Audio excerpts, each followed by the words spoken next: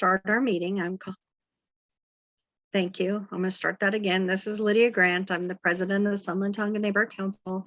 We're about to start our meeting. The time is 7 o'clock. And I just first want to let people know that I am out of town running this meeting. And if we run into any glitches, I apologize for that. I cannot thank Carol and Cindy enough for all the extra work they've had to do to try to put all this documentation together tonight so that you will have access to it and be able to see it on the screen. We thank them again. Also, we'll go ahead and start. I want to welcome everybody to our meeting tonight. Thank everybody for attending. We really appreciate that you are here with us this evening. We know that the community is as important to you as it is to us, and we work very hard through the work that we do to try to make sure that we make decisions that are best for the community and not for our individual selves. I'm calling the meeting to order and starting with the welcome comments. I wanted to let everybody know that on April 23rd, the Verdugo Hills Cemetery will be holding its centennial celebration, and we're hoping that everybody will be able to attend. There are flyers, and I believe the information is available on our website at stnc.org. We do have a letter that I do need to read for the record from the Little Landers Historical Society, and it is regards to the cemetery. Cindy or Carol, could you put that up on the screen, please?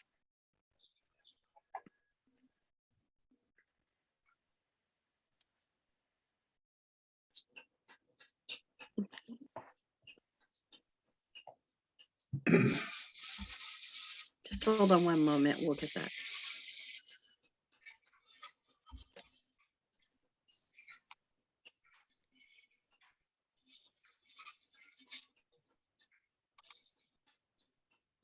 Okay, so this is a letter written from Bolton Hall Museum, and basically they've asked us to read this, and what it is letting everybody know when we did the funding for the centennial event, they wanted to make sure that it was understood that they are not accepting the money as Little Landers, that they are accepting the money as a fiduciary for the centennial celebration. So they asked that I read this regarding the motion made at the March 9th, 2022 STNC meeting to approve a $1,300 request by Little Landers Historical Society in support of the Verdugo Hills Cemetery Centennial Celebration on April 23rd, 2022.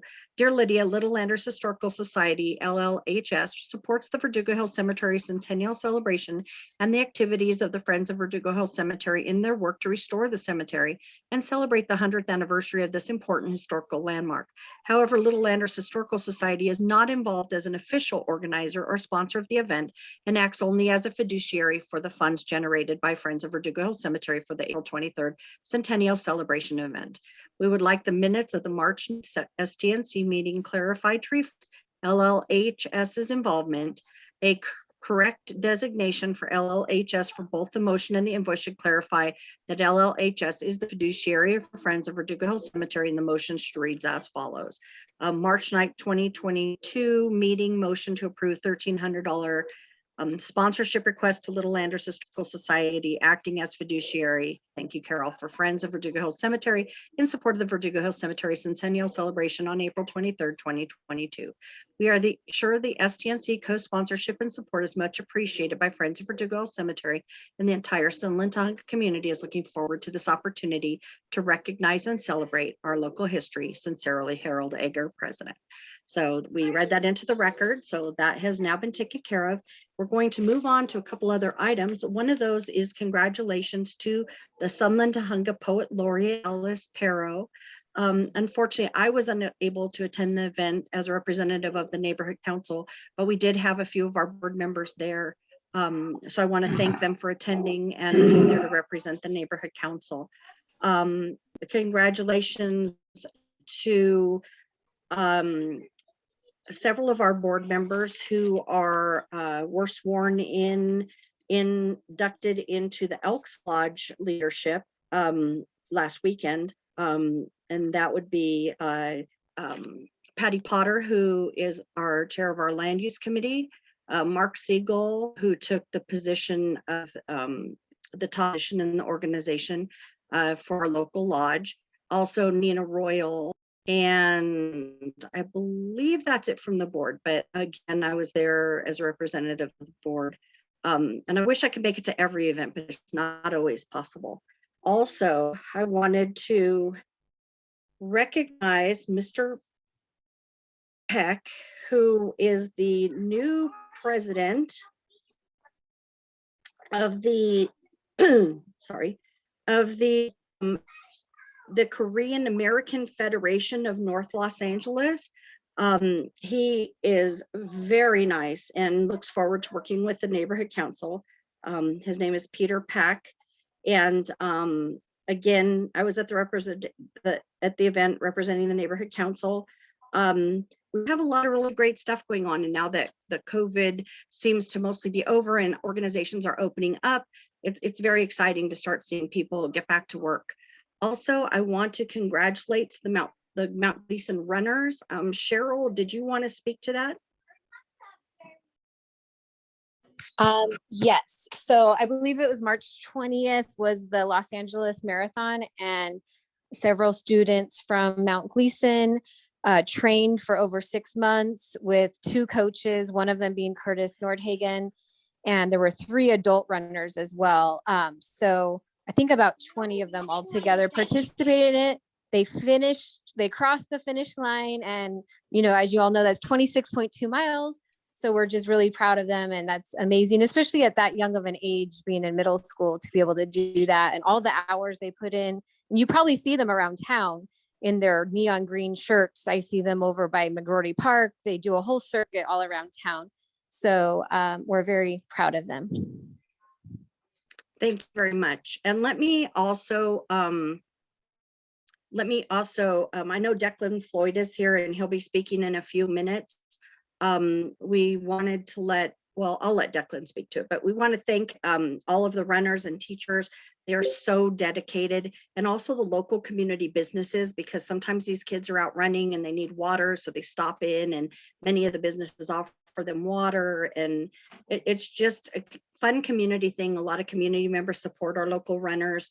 And considering we had COVID and the kids weren't in school, it's amazing that we had so many finish the LA Marathon this year. So again, I want to put my congratulations out to the parents, coaches, and the runners themselves. So thank you, Cheryl. And what we're going to do is during the week, we will go ahead and take the certificates to the kids and give it to them. And then we'll go ahead and we'll take photos and we'll put them up at the next board meeting so you guys can see them receiving their award. So again, thank everybody so much. Carol, did you want to go ahead and do roll call, please?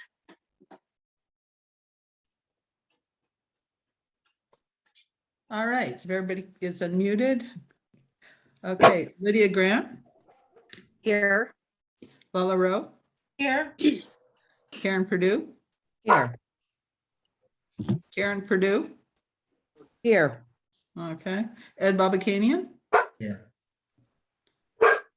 Sorry, somebody's dog. Yes, I'm sorry. It's as soon as you guys. Okay, yeah. Okay. It's like, is the dog answering or? Okay, Ed.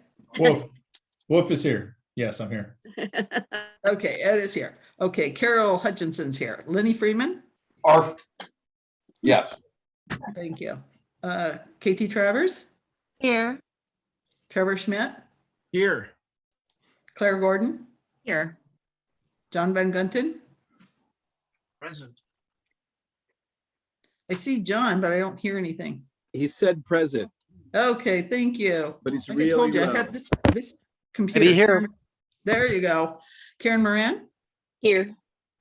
Belinda Woodruff. Here. Cheryl Smith. Here. Michelle Wadler. Here. Shirley Kim. Shirley Kim. Okay. But absent. Chris Rowe. Yeah. Nina Royal. Here. Cindy Cleghorn. Present. Mark Siegel. Here.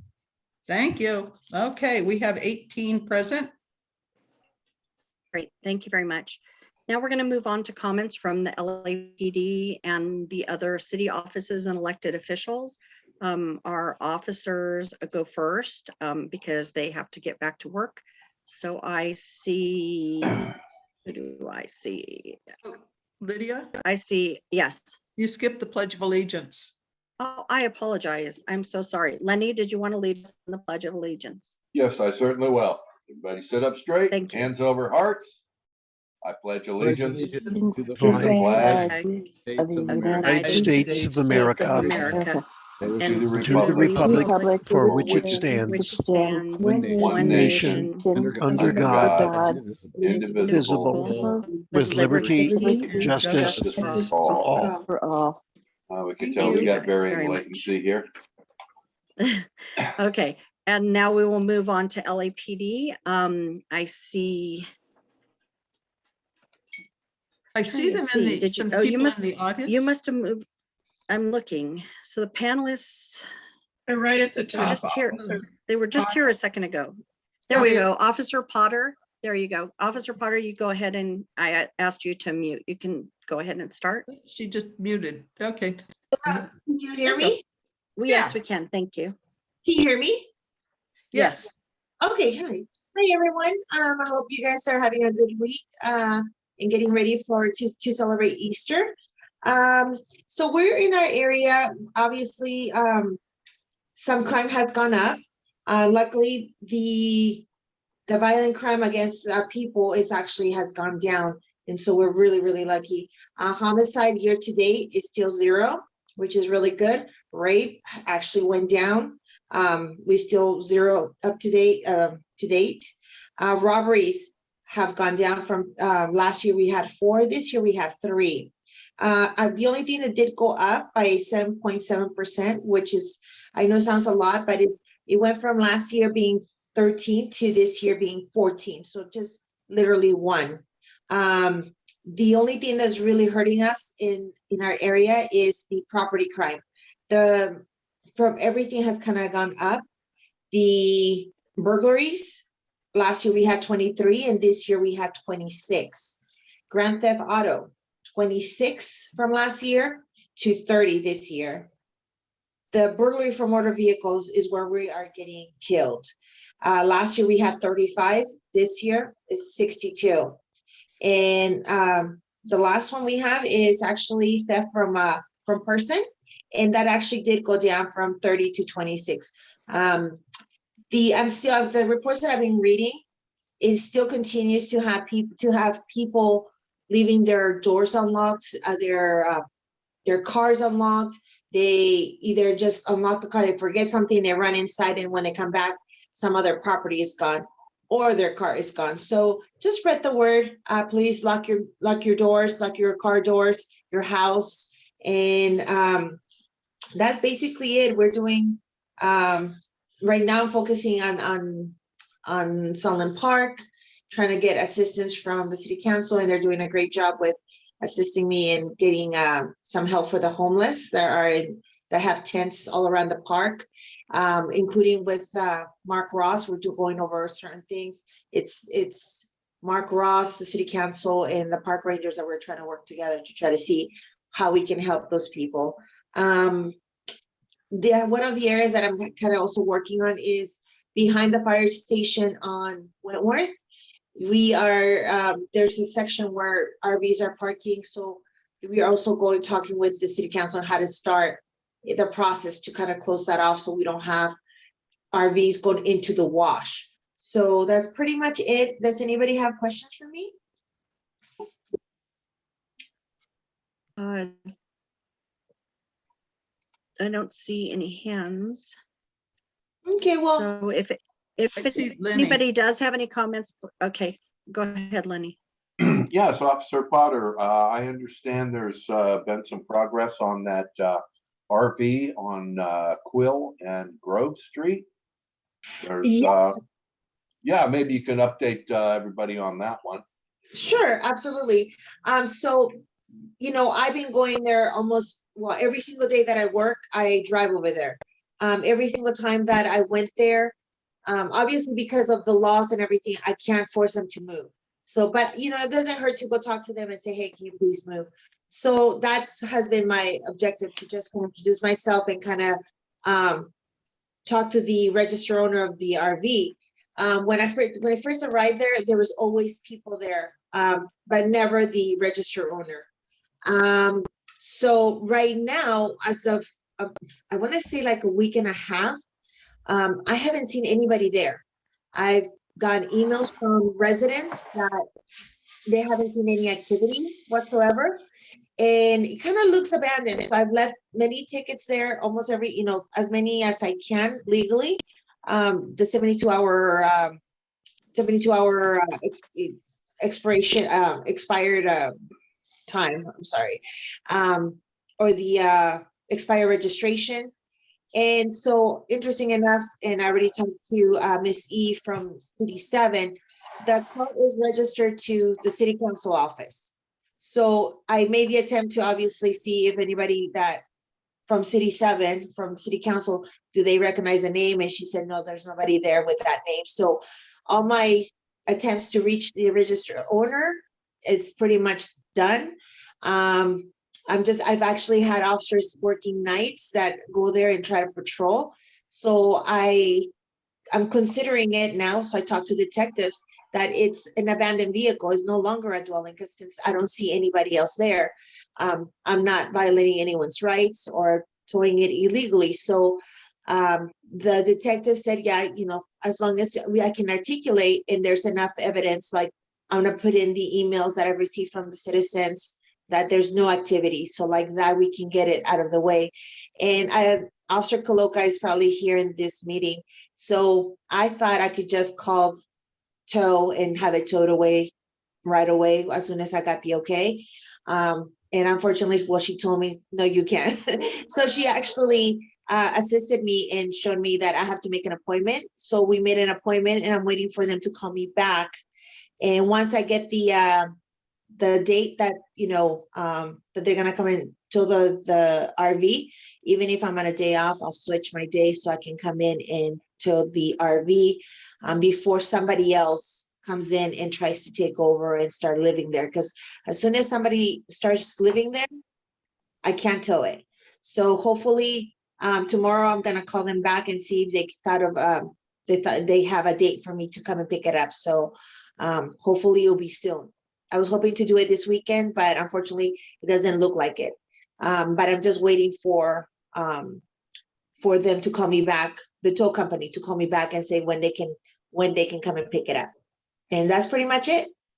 All right, very good. Well, it's right around the corner from me, so I'll keep an eye on it. And if anything changes, I'll send you an email. Okay, well, thank you so much. I appreciate that. No problem. Anybody else? John Von Gunton, and then that's going to be the last one. If anybody else has any comments, please take them up offline. Hold on one second. I want to see, verify. Okay. Go ahead, John. Okay, thank you. First, Officer Potter and Officer Coloca, if you are here. I understand you both got up well before the roosters to go out to a bunch of the RVs on Vallejo to get them cited while you were still in the 2 a.m. to 6 a.m. time window that you could cite them. And that's above and beyond. And you did that a couple of times.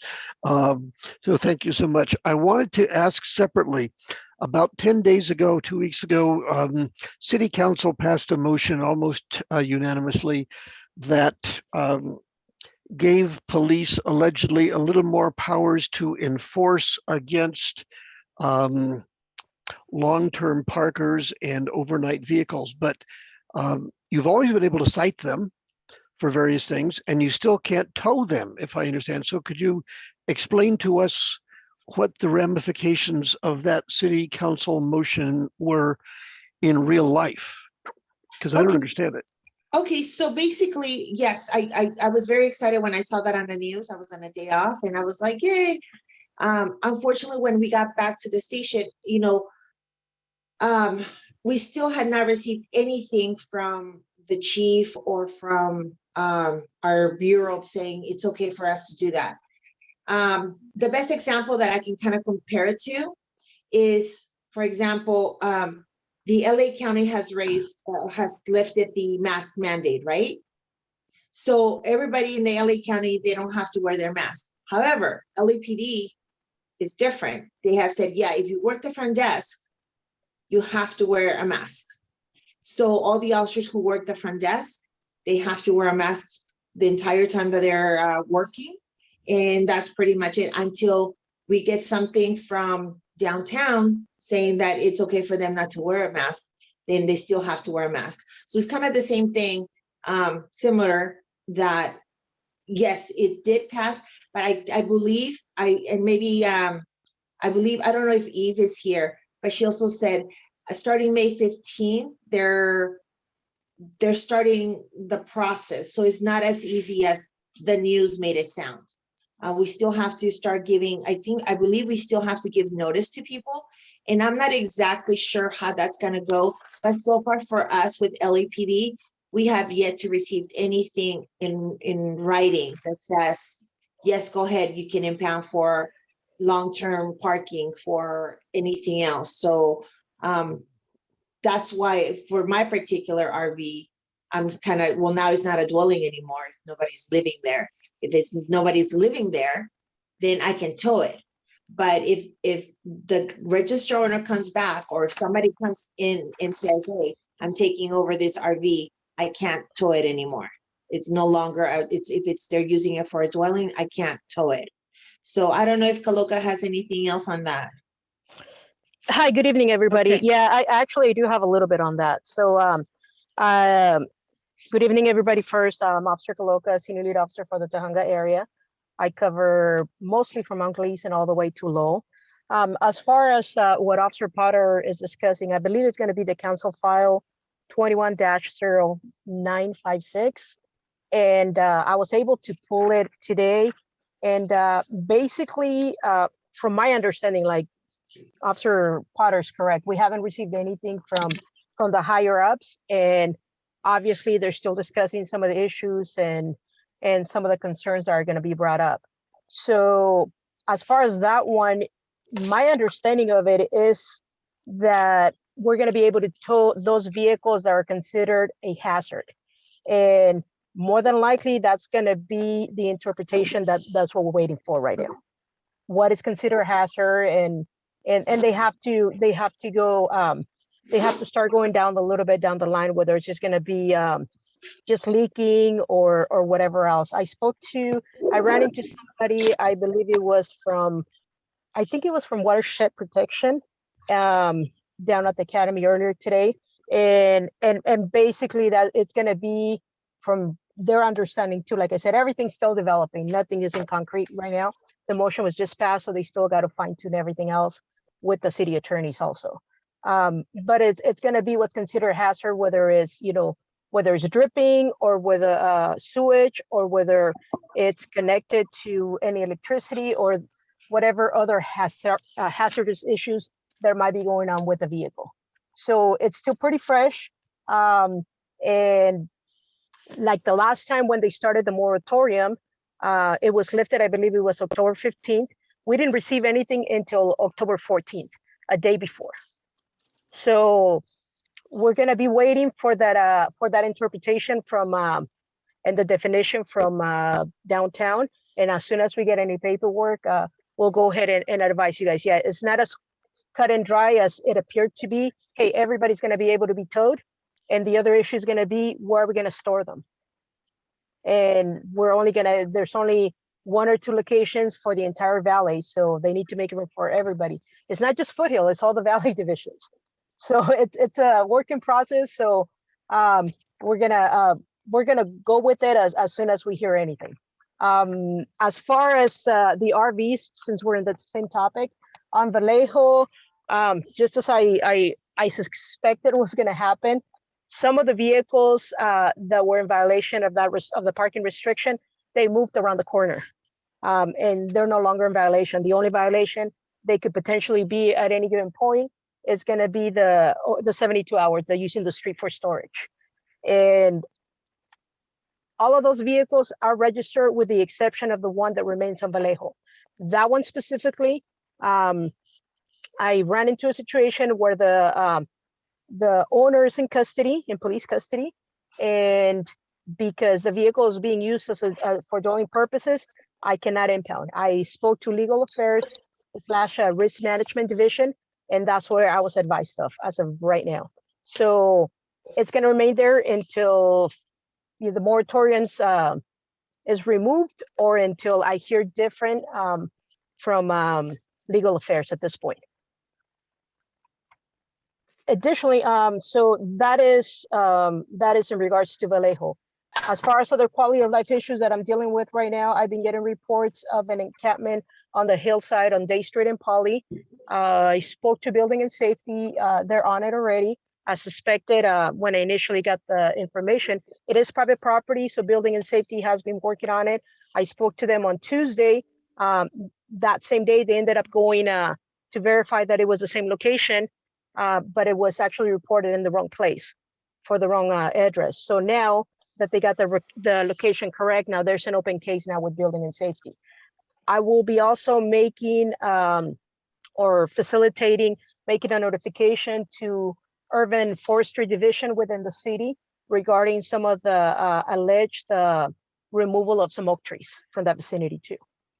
So that's also in the works. However, if somebody from the vicinity, from some of the area residents are listening to this call, if you guys see any open flames at any given point, please call 911 fire department so they can go and take care of the issue. If the assistance is needed from the department at that time, the notification is going to be made right then and there. But the first notification should be to fire department.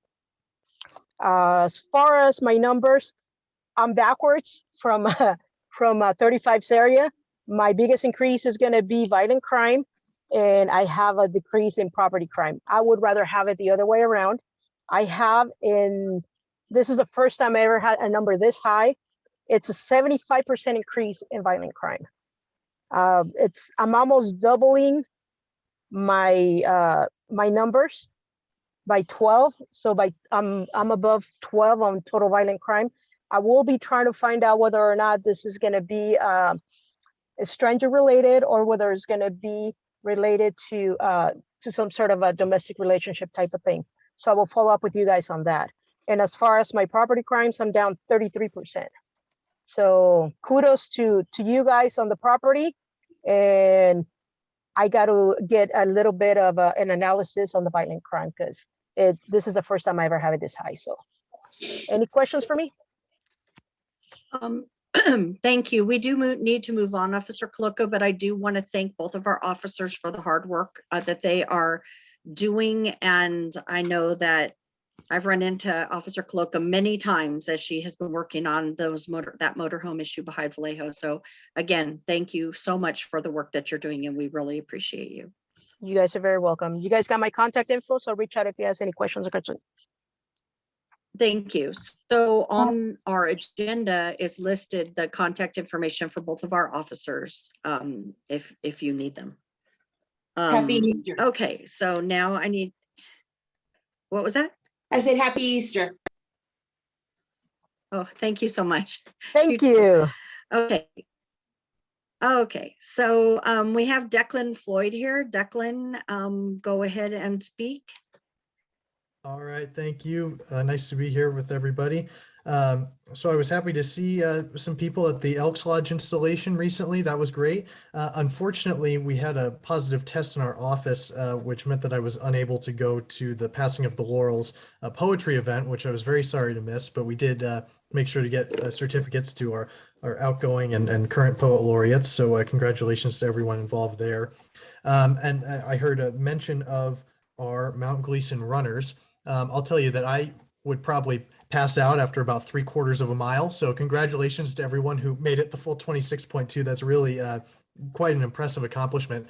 And so we are going to be presenting Senate certificates to all of the runners who finished the marathon from that group. We'll be hopefully getting those to you next week. We'll do a little photo op and all that. That'll be very exciting. And so again, congratulations to everyone who finished the marathon, quite an accomplishment. In terms of legislative updates, the legislature is going through their process right now. All the senators' bills are moving through committees. I would like to say that SB 986, which is his catalytic converter bill to require all new cars to have their catalytic converters etched. That bill is going through the process, is receiving widespread support. So certainly we know that some of that support has come from the Sunland Tujunga community. So we appreciate that. And I will keep you updated on that really important bill as it continues to go through the process, because I know it's just such a big issue really throughout the whole state, but certainly, we hear about it all the time from Sunland Tujunga. Other than that, I will see people hopefully at the Verdugo Hills Cemetery 100th anniversary celebration in about a week or so. Looking forward to that. And so if there's anything we can do for you from the state level, my contact information's on there. We're always happy to help. Thanks very much. Thank you very much. Jalissa Hernandez. Hello, good evening, everyone. Jalissa Hernandez with Office of Assembly Member Luz Rivas. Thank you to the board members and community members for attending tonight's meeting. I'd like to start off with some past event recap. Last month, Assembly Member Luz Rivas hosted a CalCareer webinar with CalHR to provide information on how to navigate the CalCareers website and how to use it to apply for a job with the state of California. This specific webinar was in, the Assemblywoman planned it specifically for those constituents who have been reaching out to our office on how to navigate this portal. So this was definitely a great webinar for our constituents in the district. If anyone who was interested in the webinar missed it, please feel free to visit the Assembly Members official website as well as her Facebook page for a full recording. You can also email me directly and I'll be more than happy to share the link with anyone who is interested. I also do want to mention that this past weekend, Assembly Member Luz Rivas staff participated in the Sunland Tujunga's Poetry and Literature Committee, the passing of the Laurel Ceremony. I know that's been a topic of today.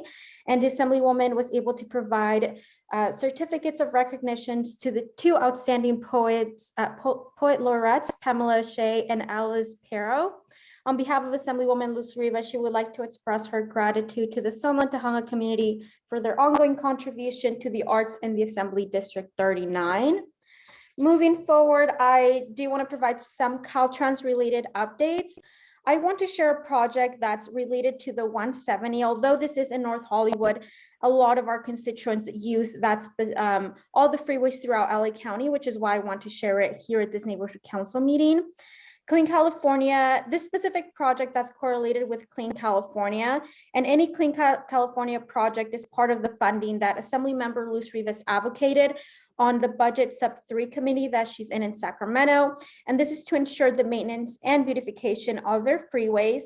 This proposal on the 170 will start on Victory Boulevard up to Sheldon Street. And some of the proposal improvements include the installation of artwork, the removal of graffiti, as well as some of the inclusion of fencing in that area, and the repair of cracked asphalt on Victory, Sherman Way, Roscoe, and Sheldon as well. This will also have an impact on improving the base of the sculptures at Sherman Way. If anyone has driven on the 170, those are structures that are very visible on the 170 as well. And once again, this project is to bring the greater aesthetic cohesion to the corridor while also securing the fencing to improve the safety as well as the longevity of these improvements in the area. This specific project has an estimate of construction to be scheduled for December 2022 to January 2023. Like I mentioned, it's still in the process of being developed, but I did want to share this with everyone since it does impact a lot of residents in the San Fernando Valley. Lastly, I do want to mention that our office is expanding our accessibility, and we're hosting weekly virtual office hours to accommodate the needs of our constituents. I've mentioned in the past that our office can specifically assist with state agencies. At the moment, we've been assisting with disability insurance, as well as checking the status of the Housing is Key applications for those who need assistance with their COVID-19 rent relief. So if you are interested in these specific one-on-ones virtual office hours with one of our staff members, you're able to schedule one through our office if you contact us at 818-504-3911, or email me directly at julissa.hernandez@asm.ca.gov. And that's it for my updates. Thank you so much, everyone. Hope you have a good rest of your night. Thank you very much.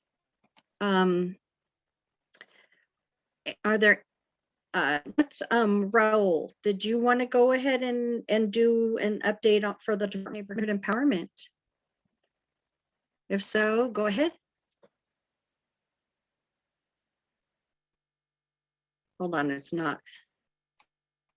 I'm clicking to allow you to talk, but it doesn't want to. Hold on. Hello, good evening. Can you hear me? Yes, we can. Thank you. All right, great. Thank you. Yeah, just a couple updates right here. So one is that if you missed the Core Institute trainings, we do have them available, and I'll be sharing them in my emailed updates. I'll be sharing the link to those Institute trainings. The other thing is that we have gotten a lot of questions about NC funding, and there's a couple fiscal dates that are coming up, including May 20th, which is the final date to request an event approval for the current fiscal year using current fiscal year funds. June 1st, the final date to submit a check payment request. And then June 20th will be the final day for any bank card transactions using these fiscal year funds. So there are some NC funding trainings coming up. I believe the next one will be specifically for neighborhood purpose grants is April 21st. And again, I will share the link to RSVP via email. And then also the Los Angeles Congress of Neighborhoods updates. So on Saturday, September 24th, 22, via Zoom, we will have the Los Angeles Congress of Neighborhoods, which is the largest annual gathering of neighborhood councils. The theme for this year is the future of LA, celebrating our city. If you want to let the planning committee know what you want to see at this year's events, there is a survey that I will share again via my email updates, where you can go ahead and submit that as long as you submit it by May 1st. So you can also submit a workshop proposal, and you have until June 15th to be able to do that. And I will also share the link for that as well via my email updates. So that's it for right now. Thank you. Thank you very much. Okay. Now, I did skip something, so I'm going to go back to item 2A, completion of city/done required training status for the STNC board. Raul, since you were just speaking, did you want to give an update on that as far as our trainings and if everybody is eligible? Yes, so the only new update that I would have is that KT Travers completed her ethics training. So we're up to date there. And then looking at our current Empower LA website, I believe all of the board members are up to date on all of their trainings. Okay, thank you very much. And Raul, since you are our new NEA, I attend meetings all over the city, and one of the things that the NEAs usually do is an update on the trainings and if anybody is needing to do those trainings. So I'm hoping that we can work with you so that we can do that as a monthly update to make sure nobody gets behind. Yes, definitely. That sounds good. Thank you. Okay. Okay, and then announcement B is the announcement of the vacant board seats, stakeholder group representative seats. We do have 2 positions available. The information is available at our website, but I did want to let everybody know that when we voted on our new bylaws, we have changed some of our seats. So once it goes through the process, if these group seats have not been seated yet, then we may open up, if the board decides, may open up some of the 2 new board seats for people to be able to apply for if we have not filled the other ones. So just wanted to bring that to everyone's attention, and we'll let you know as we get closer and once those bylaws are approved. Okay, moving on to number 5, report from the Ad Hoc Bylaws and Standing Rules Committee. Amendments to the SDNC bylaws submitted to done, which we did on time. And thank you to everybody who participated, because it was a lot of meetings, sometimes 3 meetings a week to try to get this accomplished. And special thanks to everybody on the committee for their work. And the future meetings regarding the standing rules will be scheduled starting in May. We basically already have a draft for the standing rules, but we'll go over it and make sure that there's nothing in the new bylaws that conflicts. And Sandy, did you want to give a report on that?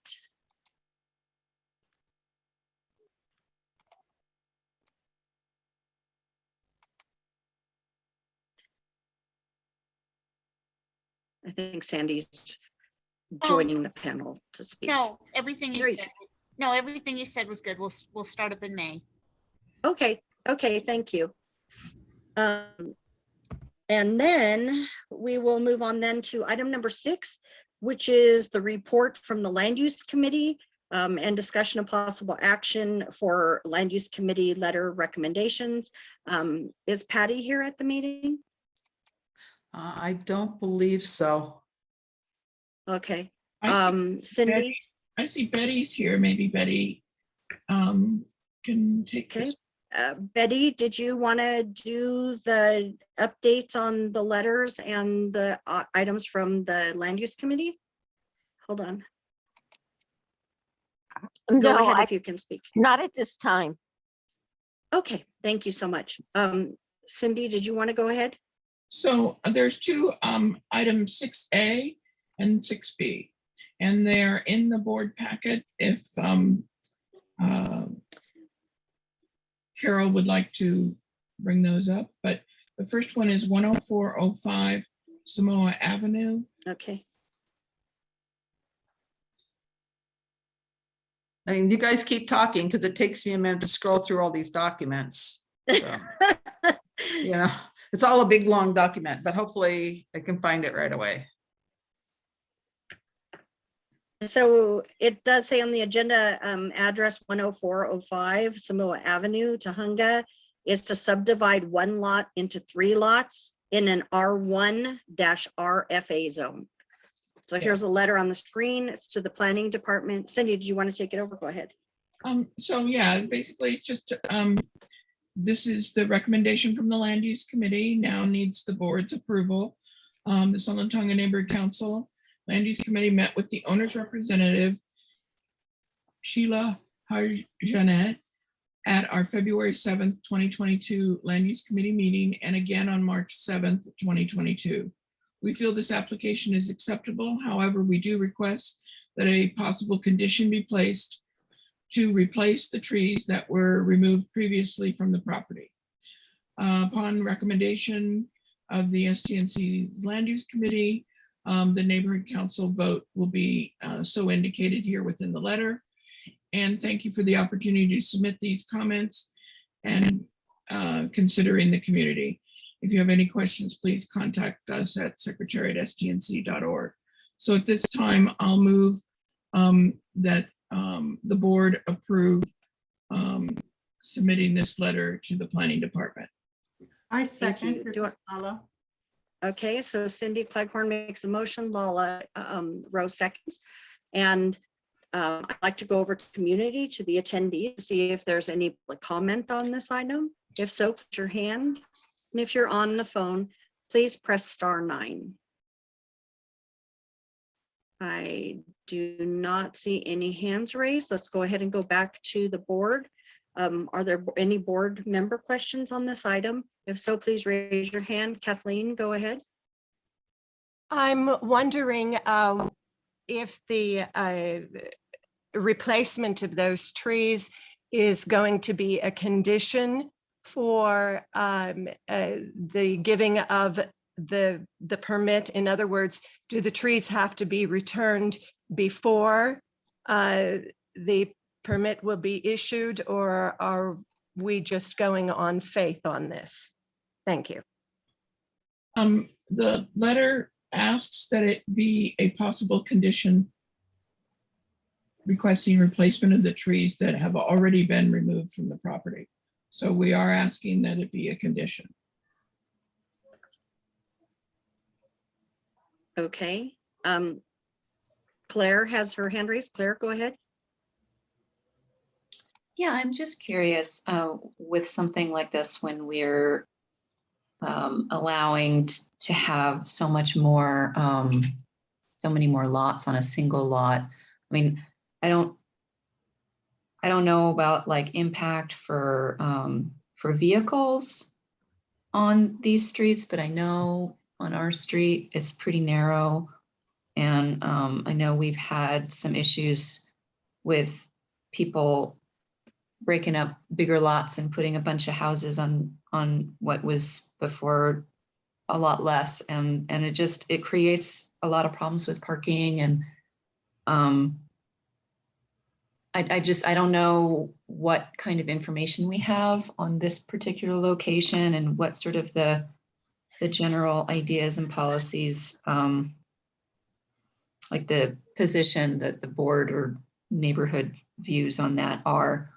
I mean, I'm guessing that when someone comes and basically has all of the city requirements, there's nothing we can do, but just sort of approve it. But I guess that's my thought in terms of just vehicles and of crowding of streets. Any information you can provide on that would be appreciated. Thank you. Cindy, do you have any information on that? I don't, but those are very good points that always come up in our meetings. This is a very large lot that can be subdivided as they've requested. So that's one thing. They do have to follow certain requirements for the driveways and so forth. So I don't have those details. I mean, you could postpone this if you wanted, and we could bring it back with those details if you'd like, and get more into it if you'd like. Just let me know.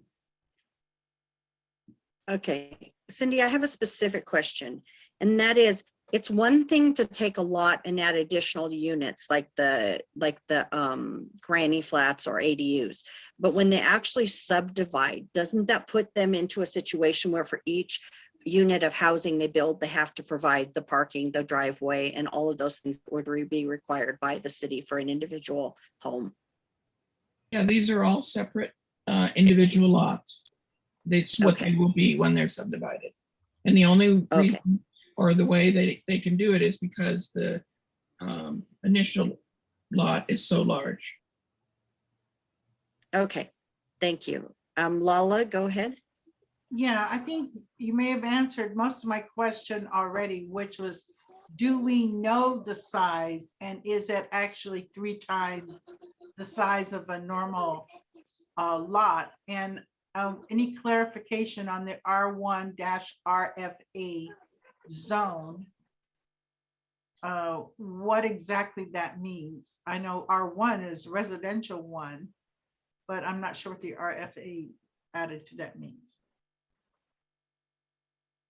RFA, we have a limit on the size of homes in our community, and that they add this to the zoning now, so that going forward, it's part of the zoning code update, and so they add it to it, and so that's why that's there. So, and Cindy, I think for clarification, you're speaking about the floor area, the yes, ratio of how big the house can be per the lot of land. that's correct. Yes, I don't have. So I'm trying to clarify for anybody that's having questions. I apologize. I don't have the details to share with you about the size of the original lot size. And so I don't want to guess that these are larger lots, but I know that I believe that they're bigger than 5,000 square feet in each one. So I don't know if that helps. Yes. If you want to postpone it and we can get that detail, that's fine. I would ask that in the future, yeah, any kind of plot maps be included with the letters. So, yeah. Okay.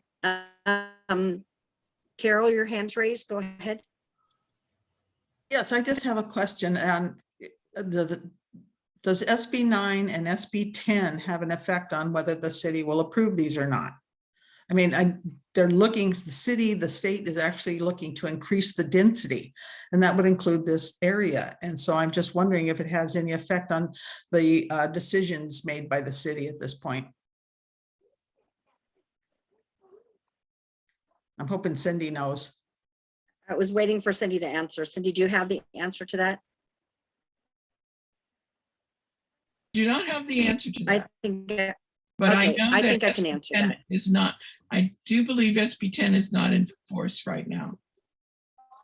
Okay, thank you. Yes, so that's what I was going to say. SB 9 and 10 are not in force yet.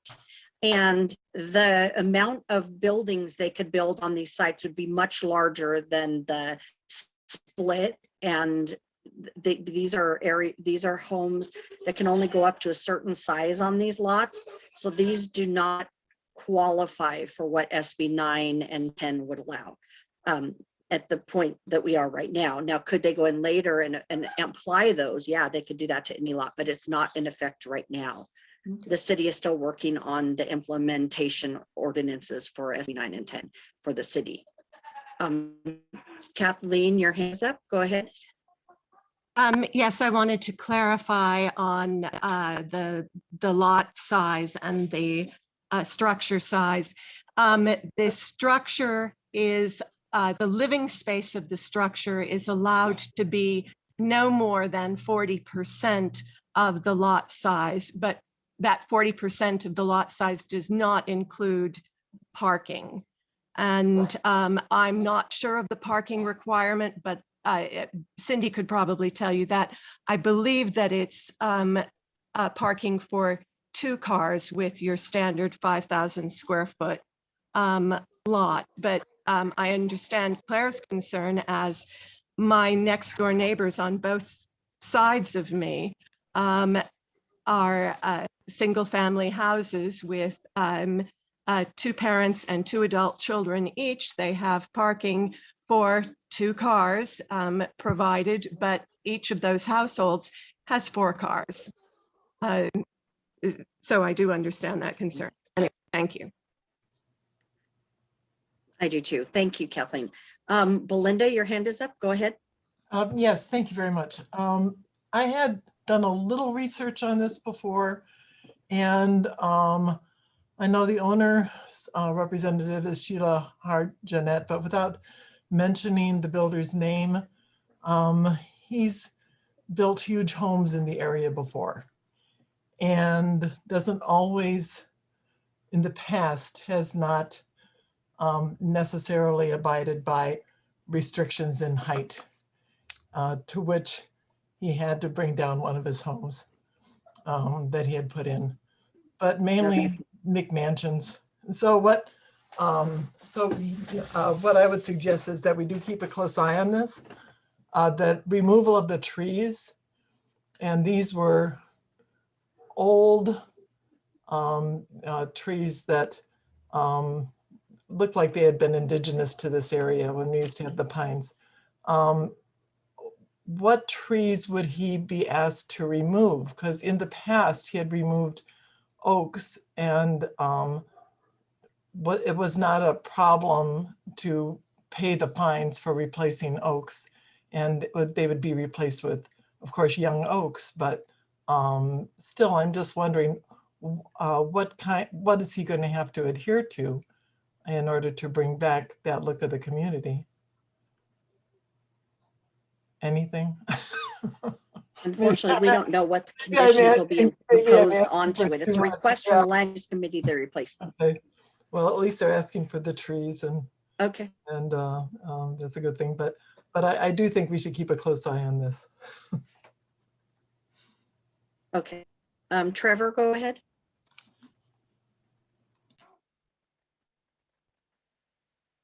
Sorry.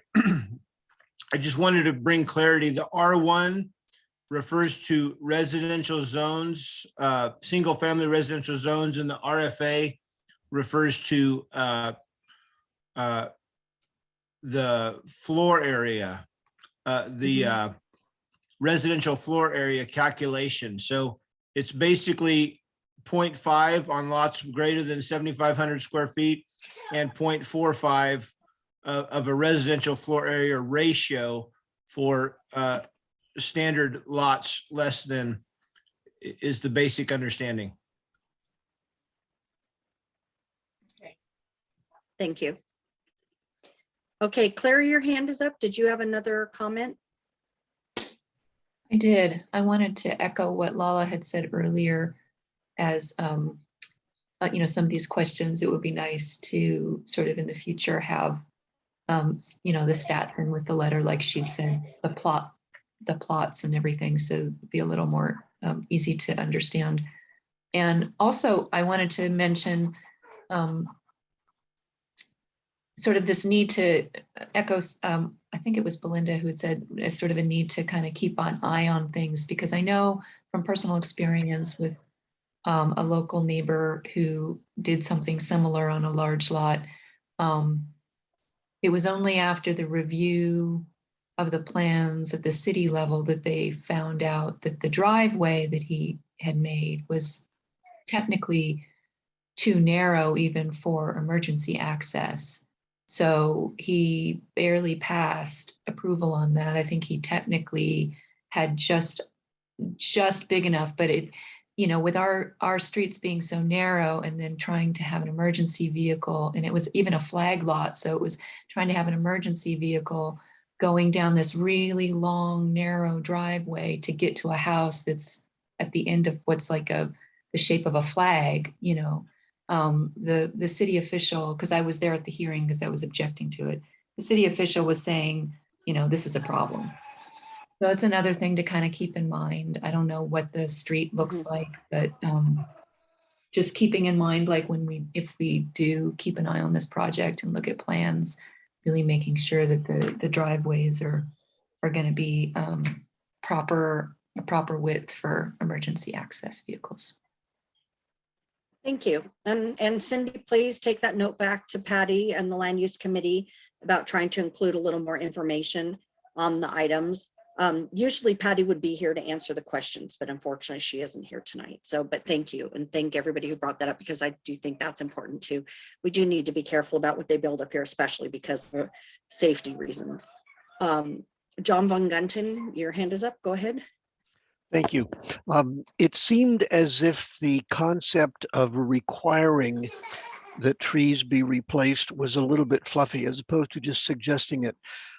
Perhaps the letter can be amended to make it a cast iron requirement, at least from our viewpoint. I know we don't dictate what the city does, but in my experience, my land use experience from days of yore, builders will do any little thing they can to promise you this and deliver something else. So please do all you can to, you know, tie it down and make it concrete.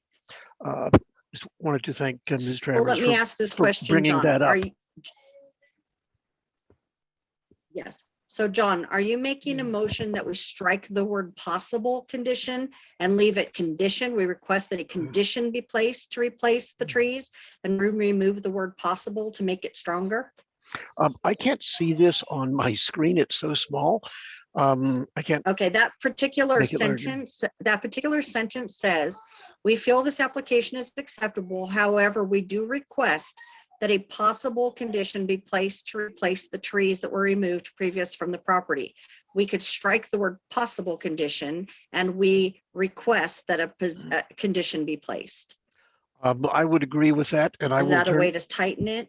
And I will turn that into a motion. You know, possible makes it fluffy and gives them room to completely ignore the sentence as if it had never been written. Okay. I'll second that. that. motion. Oh, I'll third it. Okay, who wants to second that amendment? There were We- two of us. we have I'll seconds. second it. This is Okay, Belinda. it sounded like Belinda. Yeah, Okay, Belinda, thank you. So John made an amendment to strike the word possible to make it a condition. Belinda seconded it. Can we get a Carol? Let's go to the community and see if there's any input first. Any community members, please raise your hand if you want us to call on you. If you have a comment, hold on. Sorry for the other phone ringing. Okay, I don't see another hand. let's go back to the board. Lenny, your hand is up. Did you want to make a comment? Yes, I do. You have the word request in there. Can we replace the word request with the word require? Oh, nice. That makes it Okay, really so strong. John, would you like to, okay, so John, would you like to change your amendment to be require a condition be placed? I'll be glad to agree to that amendment to the amendment. Okay, and you, Belinda, would you be happy to second that part? Thank you. So now it would read, the official version would read, we do require that a condition be placed to replace the trees that were removed previously from the property. So we have a first and second. I'm going to go back because we amended it to the community, make sure nobody else has their hand up that would like to speak to that from the attendees. I do not see any hands. I'm going back to the panel. Carol, your hand is up. Did you want to make a comment? So what we're going to say is we feel this application is acceptable. However, we require that a trees- condition be placed a condition be placed. Okay, so to replace the trees. You're changing the word request to require, and you're taking out the word possible. okay. So it doesn't change the amendment to we support this application if there, None okay. of that changes. Okay, thank you. Okay, you're welcome. So, okay, so Carol, can we go for a vote of the amendment? Just a moment. This is amendment. All right. Raise hand in the audience. By the way. I'm sorry, see what? A hand went up. Hold on. I see a hand went up. Hold on 1 second. Hold on. Caller user 3. Did you have a comment? I've asked them to unmute. I don't see a hand up. You should I be don't going, see a you hand should up. be able to talk now, caller 3. Okay, no, this is Mary Ellen. Oh, hi, Mary Ellen. Hello. Hi. I remember when you talked about this before, that those 3 lots, I think one of them was going to be over 6,500, obviously, so we could build a really big house there. The other 2, one might be 5,000. I think the other one was going to be under 5,000. And there was also something about they were going to partially tear down the existing big house that's already built there. Yeah. Okay. There's something strange Okay, about the thank you way for your they're comment. arranging those lots. And Thank you. tearing down the house Okay, that's already built unfortunately, there looks the- like a the- new house. Okay, so let me clarify the size of the lots, the new 3 lots. One will be 7,959 square feet. One will be 8,158 square feet. And the third lot will be 5,678 square feet. They have a total square footage now of 21,805. And the driveway will be down, they're putting a private street for the driveway to go So down. what for all they've this. done then is they've added that there was a stub of J Seal that was to the south of that big lot, and it was like a closed off street there. It didn't go all the way down to the next street below. So that's where they've added more footage than they took over that piece of what used to be J Seal. It's interesting, but anyway, I think before Well, thank one you of those very lots much. didn't. Yeah. Okay. Thank you. The reason, unfortunately, what we have before us and letter we have before us does not have that information or that discussion. So we can only vote on what we have in front of us, which is the subdivision of the lots and the ask to replace the trees they've removed. So Carol, can we go back and do the vote of the amendment? All right.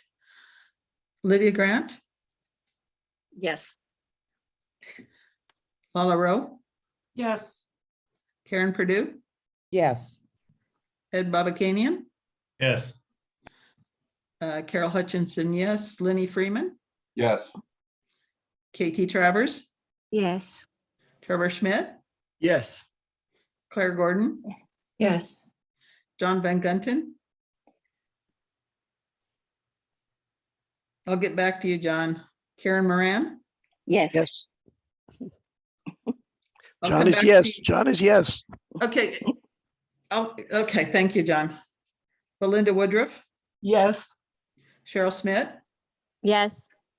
Michelle Wadler, Yes. Shirley Kim. Shirley Kim. I do not see Shirley. Okay, thank you. Chris Rowe, Yes. Nina Royal, Yes. Cindy Claycorn, Yes. Mark Siegel. Yes. Okay.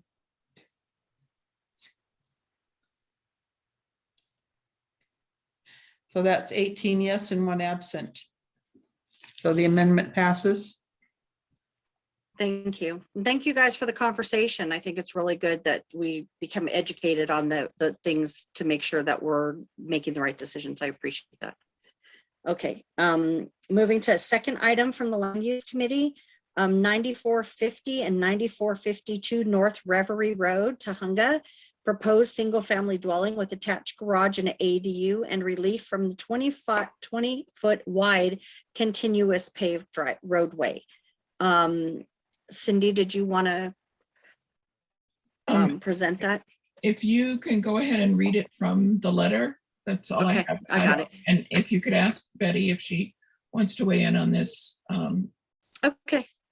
Supportive project, proposed construction of a new single-family dwelling with attached garage and ADU and relief from the 20-foot wide continuous paved driveway. The Sunland Tonga Neighborhood Council, STNC Land Use Committee, LUC, met with the owner's representative, Jake Weber, at our February 7th, 2022 public meeting, where Mr. Weber gave a presentation of the project. These properties are currently empty lots. The construction as requested would fall into place with the other residential home on Reverie Road. In addition, support is given to grant relief from the 20-foot wide continuous paved driveway.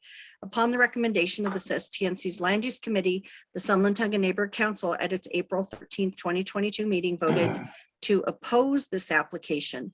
So hold on one second.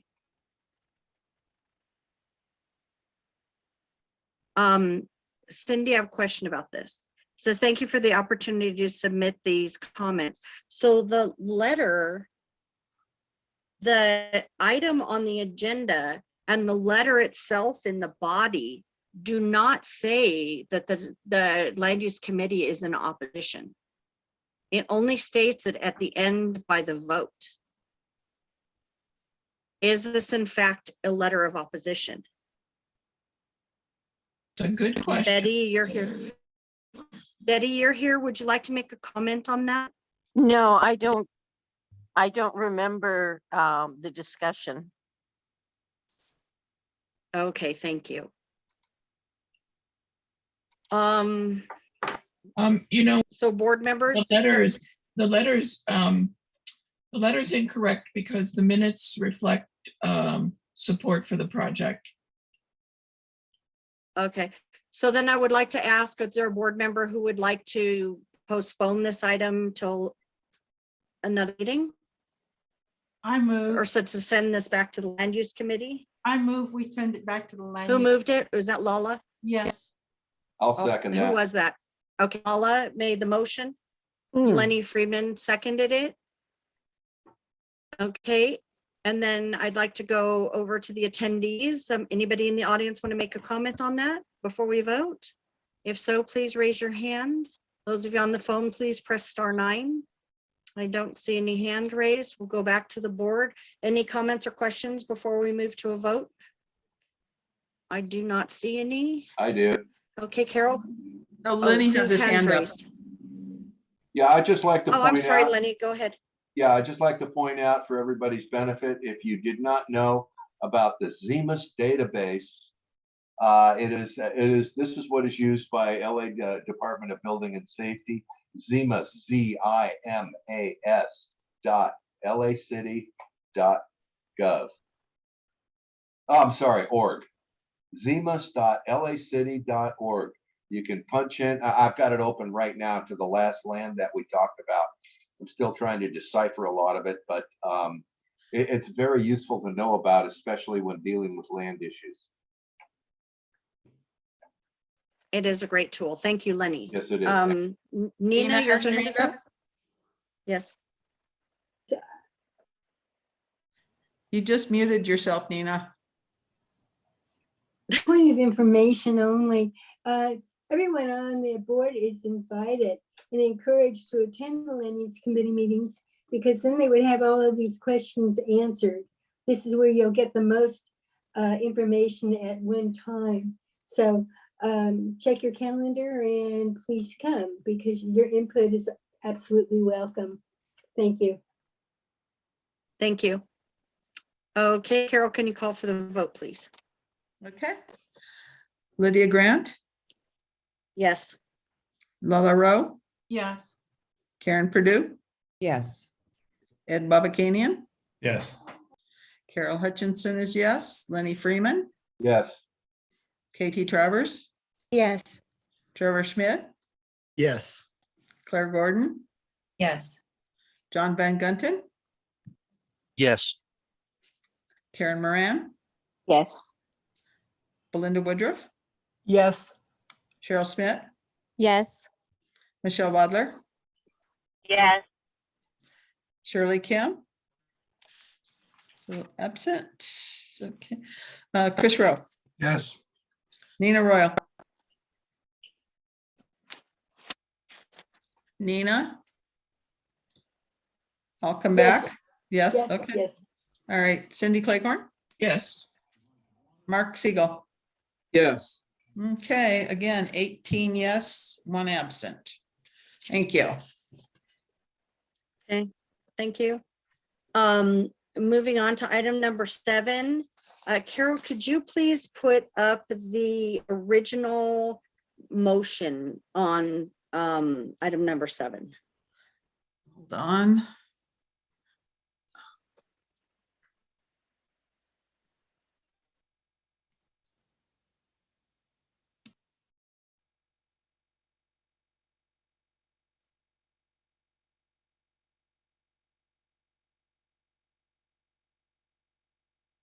I believe this is it. It hasn't popped up yet. It says that I am screen sharing. Yes, that's it. Okay, so we are going to move into this item once we get a motion, but I did want to read this part. This is directly from the bylaws. This is from the policy the Board of Neighborhood Commissioners wrote. This is in regards to a motion to remove Travers for failure to complete required trainings in violation of California state law and for the continued violations of the STNC bylaws and code of conduct.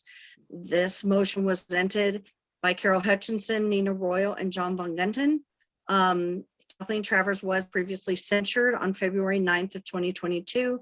That censure was presented by Karen Purdue, Mark Siegel, and Cheryl Schmidt. So this section needs to be read. It says to be read at the board meeting by president. Section 9, removal. Any board member may be removed by the neighborhood council for cause following a good faith determination by the board that the member has engaged in conduct that is contrary to rules and regulations applicable to the board or that impedes the orderly business of board operations. A board member shall not be subject to removal under this policy unless the member has been censured at least once pursuant to the Board of Neighborhood Commissioners censure policy. Grounds for removal include, but are not limited to, persistent disruptive conduct at meetings, violation or abuses of the board's bylaws or standing rules, violation of the code of conduct, acting on behalf of the board without authorization, and misuse or abuse of the censure or removal process, acting in bad faith. The board shall use the following procedure when removing a board member. 1, a motion to remove a board member may be initiated by any 3 board members.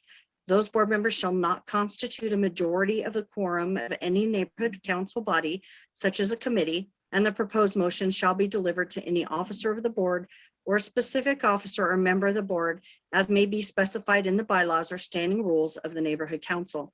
The motion shall be in writing and provide the specific facts and grounds for the proposed removal action, being the dates of specific relied on for the motion. The motion not be based upon conclusions for alleged violations of code of conduct, but shall contain factual statements that describe the conduct only and is not intended to embarrass or humiliate the board member. The motion to remove shall be included in a copy, hold on a second, of the prior censure motion and the date it was passed. The board member, group of board members, or committee responsible for setting the final board agenda shall list and briefly describe the motion on the agenda of the next regular. Okay, we just moved. Did I skip Hold on. ahead? I've lost track because I'm writing at the same time. That's okay, you made me lose, hold on. Commission should not, Start from number 3. the board member, group, board members, or committee responsible for setting the final board agenda shall list and briefly describe the motion on the agenda of the next regular or special meeting scheduled at least 30 days following the delivery of the proposed removal motion.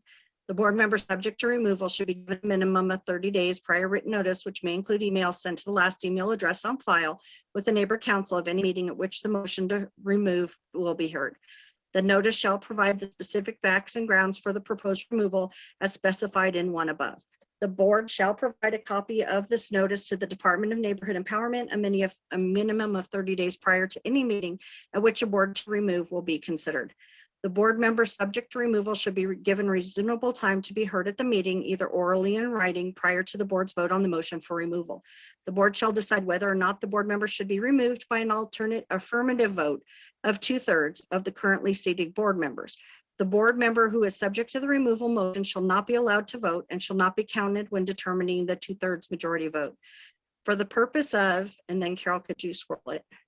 Mhm.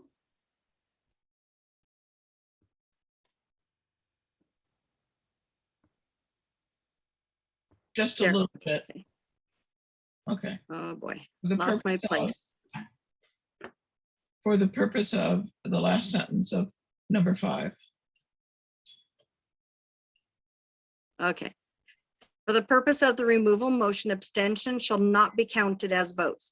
Our board requires a 2/3 vote. In no event shall a motion to remove a board member be heard by the neighbor council within 60 days of the next election or selection. The commission may review a neighbor council's removal decision if requested to do so by the affected board member. Once the request is made for the commission to review the decision to remove, the neighbor council voting to remove the board member may not fill the vacancy created by the removal until the commission has made a decision on whether the removal was proper or the commission declines to review the matter. The commission's decision whether to hear or decline to hear the removal review request shall be sent in writing to the requester and the neighbor council within 30 days after the request for review has been delivered. And then it lists here the request for the commission to review the neighbor council's removal decision. That is included just for everybody's information, but does not need to be read. This is what to do to undo the removal of a board member. And since we haven't removed anybody, that information really isn't valid. Go ahead and scroll down, but I wanted to include that information in case anybody wanted it. Scroll down some more. If the, scroll This down where- more, Carol. More? More. This is the end of that section. I'm not reading that. So go continue through the blue. Okay.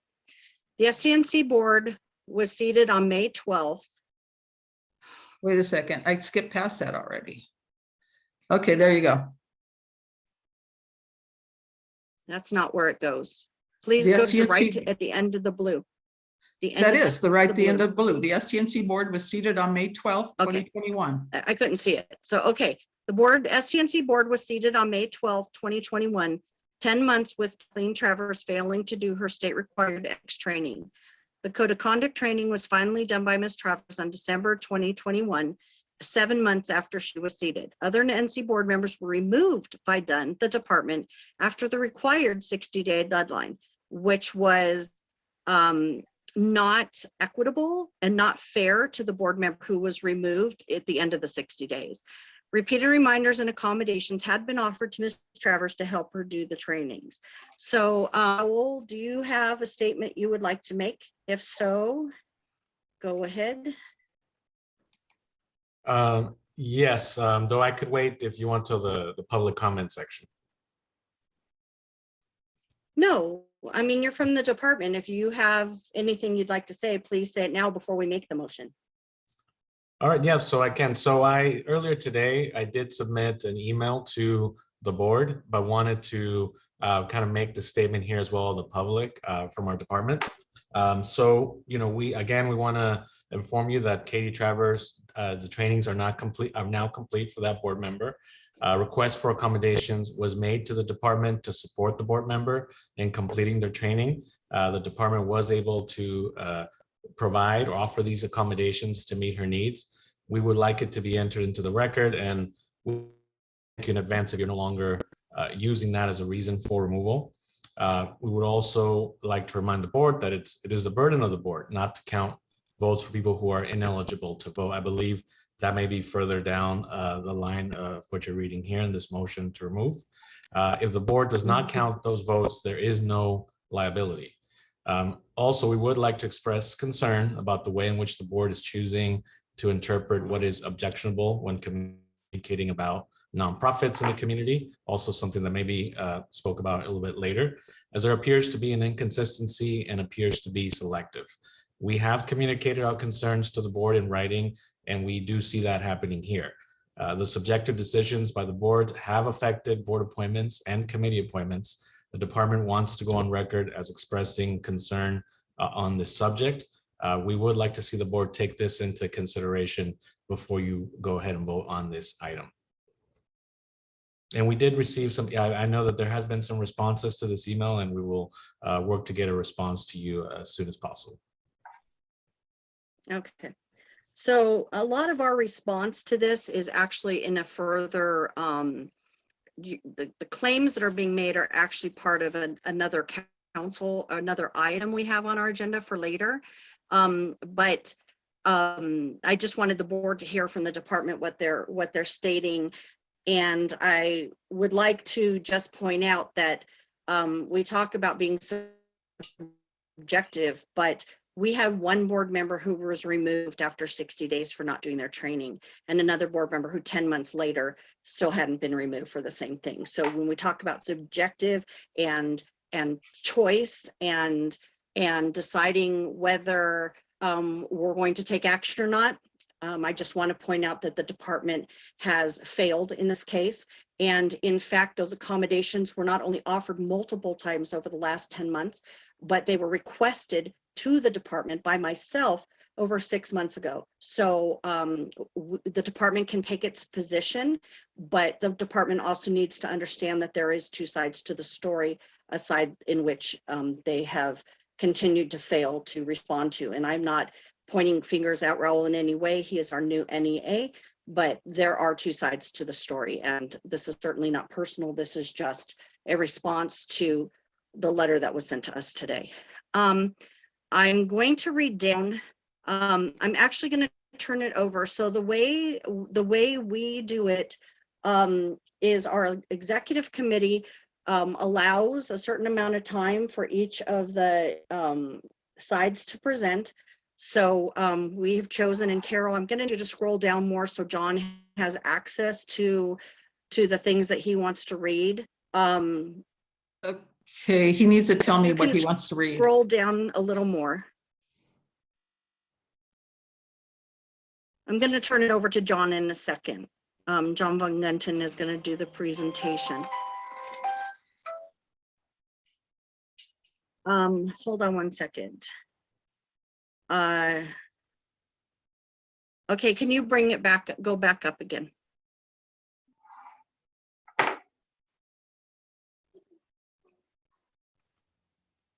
I want to leave the part that John's going to be taking care of. I want to make sure that I cover the things.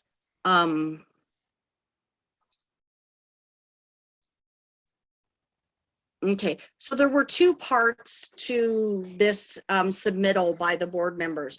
One of them was in regards to the trainings, and one of them was in regards to continued comments that were made at the board meetings that were considered discriminatory. Can you go up a little bit more, Carol, so I can see above the rules regarding trainings? Okay. Anyway, I'll read this section and Okay, these are the two things from the neighborhood council.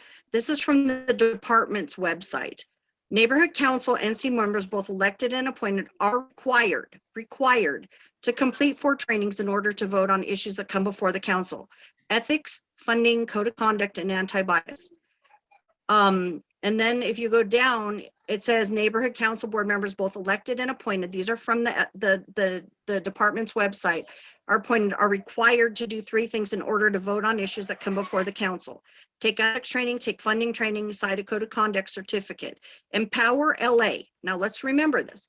Empower LA tracks the compliance on these items and posts the results of ethics and funding training on the Empower LA website so that the public and the board can see who's eligible to vote. So in fact, the department failed this neighborhood council. And now the department is saying they don't want us to hold anybody accountable for not doing the trainings, when in fact we requested it over and over, and it was their responsibility. And it has been their responsibility since our board was set. So the department would like to attack us and take positions against us. And in fact, I have a letter from the department that I will be happy to share with the board members that explains from the department that they would like the neighborhood councils to hold their own board members accountable for not doing their trainings and remove them if they don't do them. And I'm sorry I did not send that. We'll go ahead and do this motion, and I can get a copy of that email and I'll forward it to Carol so she can put it up on the screen afterwards. But I just wanted to give you a heads up that that does exist. That is what we're going off of. And the main reason for the censure is when you censure city, they need to change their behavior. They've been held accountable for their actions. And if they choose not to continue to the same behavior, then the board has a right to remove them for continued failure of the bylaws. So John, I'm going to hand it over to you. You will have 5 minutes, and then we will give it to Kathleen Travers for 5 minutes so that she can make her response. And then it will go to the community for input and then to the board for a vote. So hold on 1 second. I want to set the timer.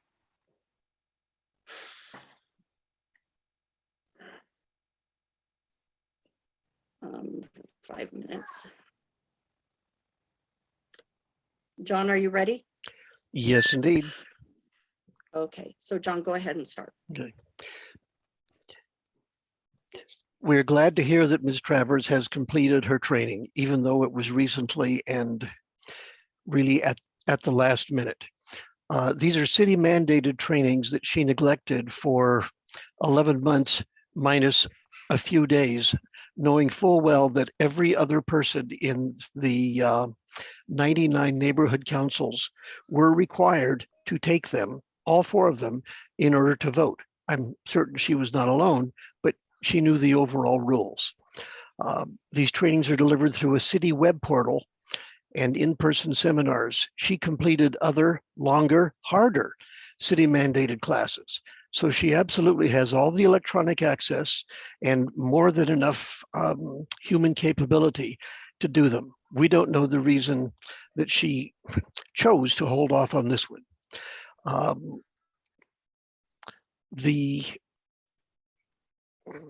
She also stated publicly that she had completed all the trainings, but she has never presented evidence, and even done until recently had no such evidence.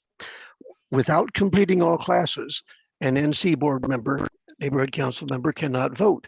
But Travers has repeatedly voted in committee and board meetings, convincing committee heads and STNC that she had completed.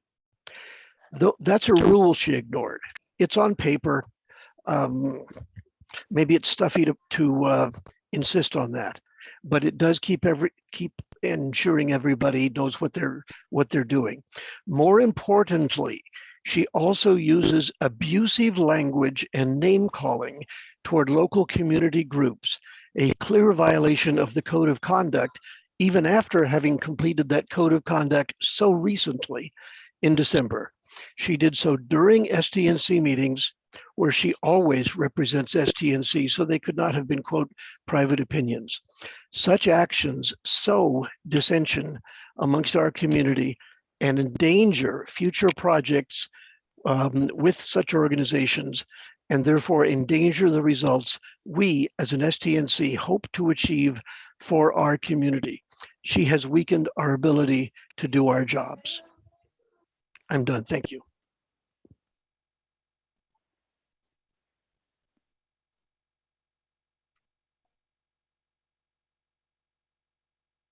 Are you complete, John? You done? Yes, I am done. Thank you. Okay, thank you. Okay, I'm going to reset the clock.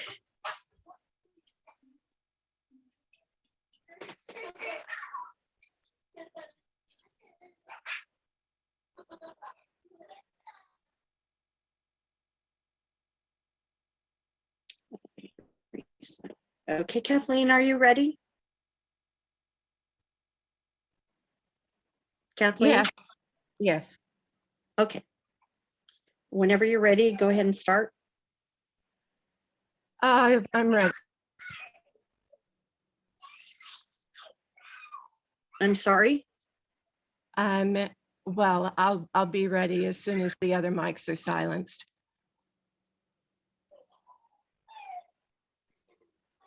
I don't think we have anybody who's not muted, but me. Okay. I would like to address the training requirement. I think that many people are under the impression that I did not complete my training. I completed all of my training, and I was first notified that I had not completed my training in an STNC meeting.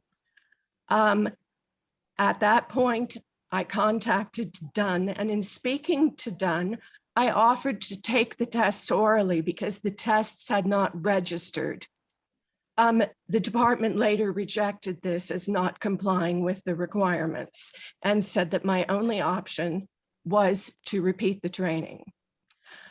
When I completed my training originally, I completed it using my Firefox browser because it includes disability assistance apps, and it is the only browser that I know of that utilizes these apps. So that you can understand the delay that you've heard about, I'd like to couch the length of time it took me to complete the training requirement within the framework of my experience. The training sessions that require an average of 45 minutes time commitment each took me 2 hours with the utilization of my browser apps. The total training time required of most neighborhood council members is approximately 5.5 hours. The amount of time it took me to do this training was originally in excess of 18 hours. When I was required to repeat the bulk of this training because my browser had not registered the completion of the training, it increased the total time of my investment to more than 30 hours. I'm sorry that it gave the appearance to other people of the department or the neighborhood council not having been in compliance. I believe that most times that it was mentioned that I was not in compliance, it was also mentioned that I had a disability. So people do know that this was not just a flagrant ignoring of the requirement, but a difficulty in completing it. It is very embarrassing for me to talk about this because I would really rather that people didn't know about my disability, but they do. And so I'm hoping that you all will understand that this should not reflect on the neighborhood council. And Dunn's support of me in saying that I should not be judged in the same way that somebody who was removed after 60 days is only their reliance on the opinions rendered by the city attorney's office in conjunction with the ADA and its requirement for accommodation. I'd like to go on to the second point. where it was said Kathleen Travers continues to vote on funding items when she is ineligible to vote, causing incorrect paperwork and additional work for executive board members. You attached an item from March 9th and the vote on it as evidence of this. The vote on March 9th was part of the numerous items on the consent calendar. And I'd like to point out the confusion was cleared immediately following the vote and therefore caused no additional paperwork or other work. On the subject of the action or inaction of board members causing inconvenience to other board members, I'm sorry that my disability created extra work for anyone. It certainly wasn't intended. But I would like to add that I've been on the STNC for nearly 1 year and have never received my business cards or my t-shirt. In response to the suggestion that I repeatedly used abusive language, one of the things that was cited was my comments about religion. I never, either in the comments that gave rise to my censure or in my defense during the censure process, characterized Scientology in any way, merely pointed out that an organization the STNC had presented was a part of the religion. In the event people didn't know that and may want to reconsider their support of the organization, considering that it was a part of a religion. I did say the phrase bespeaks a neighborhood council that allies itself chiefly with, and excuse the expression, quote, bastions of white male power, unquote, in the absence of meaningful partnerships with organizations dominated by women and people of color. I regret quoting that expression. It is a very often used expression at one end of the political spectrum. And I can see now that it may have been offensive to people. It, however, was not a comment on anyone's race. I am white. I have no feelings about the white race as being something less or more or anything other than an incorrect construct as race is, because it is not a genetical determination, it is merely a cultural one. I did not mean it as abusive language, and the only time that I used it was during my defense in the course of the censure motion against me.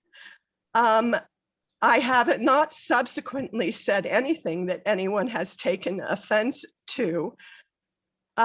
So I don't think that you've met the requirement of repeatedly considering that it was during the process that I used that phrase. And again, I apologize, but I would like to quote for you some of the phrases that other STNC members used during that process. Quote, slam and defame and lie about board members and their families and stab them in the back. By the way, these were things that were all said about me. Quote, spread slander and hate-filled speech, ridiculing and slandering, fearing and hating. Quote, slanderous character assassination. Quote, she's saying it's okay to lie if it's not in public. She creates lies and propagates them and causes hatred. Quote, spreading hate for a religion, quote, guilty of evil hate speech, quote, worked her very best to accomplish divisiveness, quote, lied about and slandered a group of sweet girls, quote, her racist statements, quote.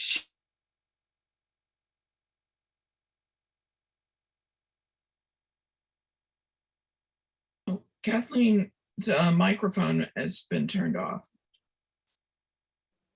At what point? It was just muted. It was just muted. My microphone was muted and I repeatedly said, I did not realize I was muted, but I repeatedly said, your time is up. It was over 2 minutes ago and I was trying to stop you from speaking. And I was saying it, but I did not realize my mic was off. It was not intentional.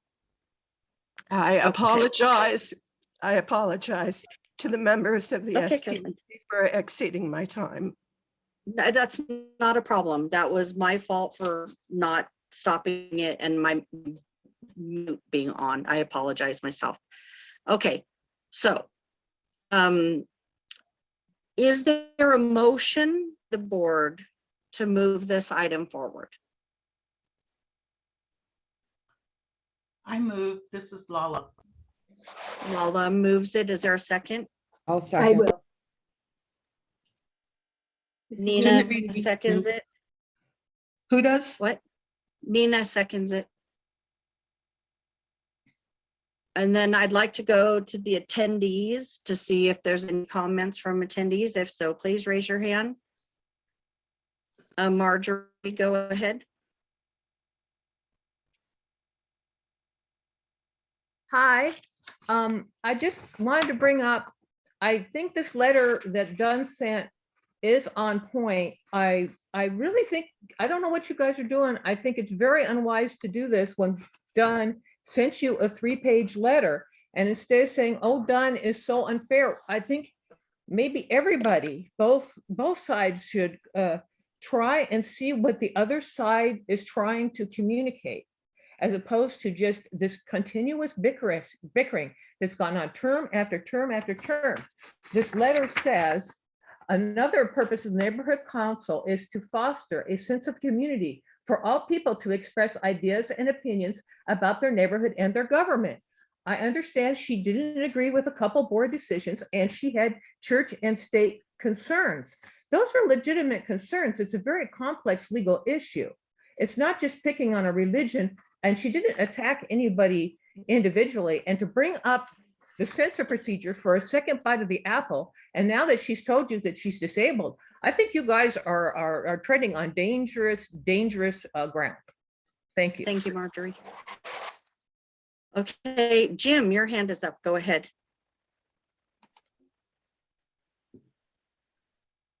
Yeah, I've been listening to this and I am so tired of organizations and individuals telling people that we have to be inclusive and equitable and non-racist while they spout bigoted, racist, and divisive language at every opportunity.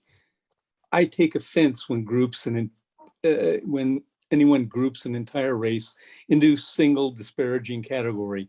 And anybody that puts people down solely because of their racial appearance is the true racist. We need people on the board that will contribute positive ideas and energy to make our community better, and not someone who continually names or calls names and disparages civic organizations with uninformed, bigoted, racist rhetoric. The Elks Club is a time-honored civic organization that does not deserve to be assaulted, debased, or tarnished by this woman's defamatory language. KT Travers has been warned and yet continues to spew hatred. I have learned tonight she has not completed the ethics training until very recently. And she has had over almost a year to complete a very simple training. And I understand, maybe she's disabled. I didn't know that either. But keeping that quiet does not help her cause at all. If she has problems and issues, she should come to the board member or come to others to help her with whatever she's required to do and not take a year to do it. It's incredible that she let this go so long.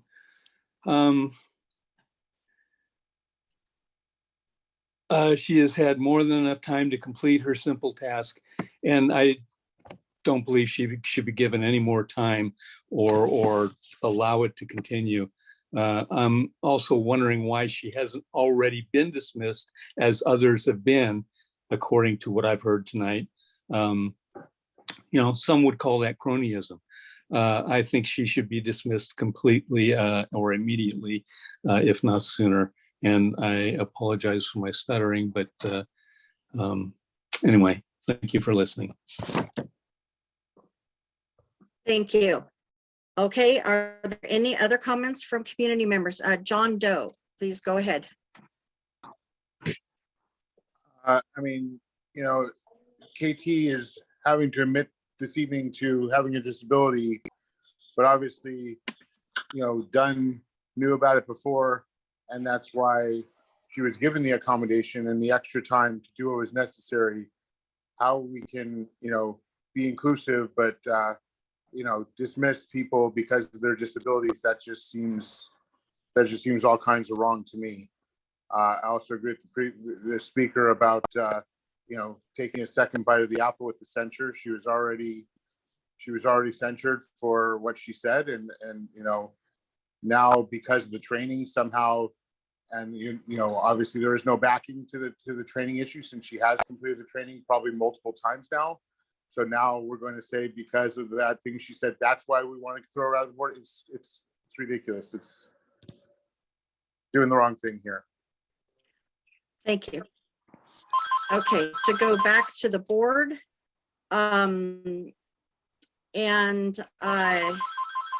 Board members, raise your hand if you have a comment, Disconnect please. your damn phone. It's ridiculous.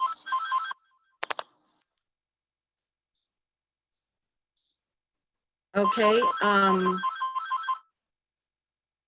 Lenny, go ahead, please.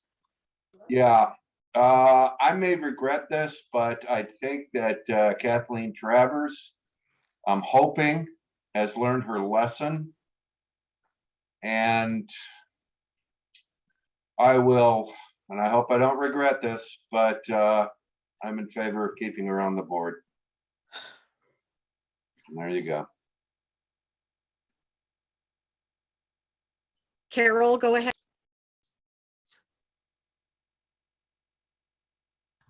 Hi, can you hear me? Yes. Okay, good. My computer. We knew KT had the disability from the very beginning. We have other members of the board which also have disabilities. And in fact, I helped other members of the board finish their trainings because of their disability. So, we know that people on this board, you, Lydia, for one, reached out to her to help her with her trainings. So that's that. The other thing is, I think, and I wish we could censure Dunn over this. They just lied to us. They let us, we asked, does she finish her training?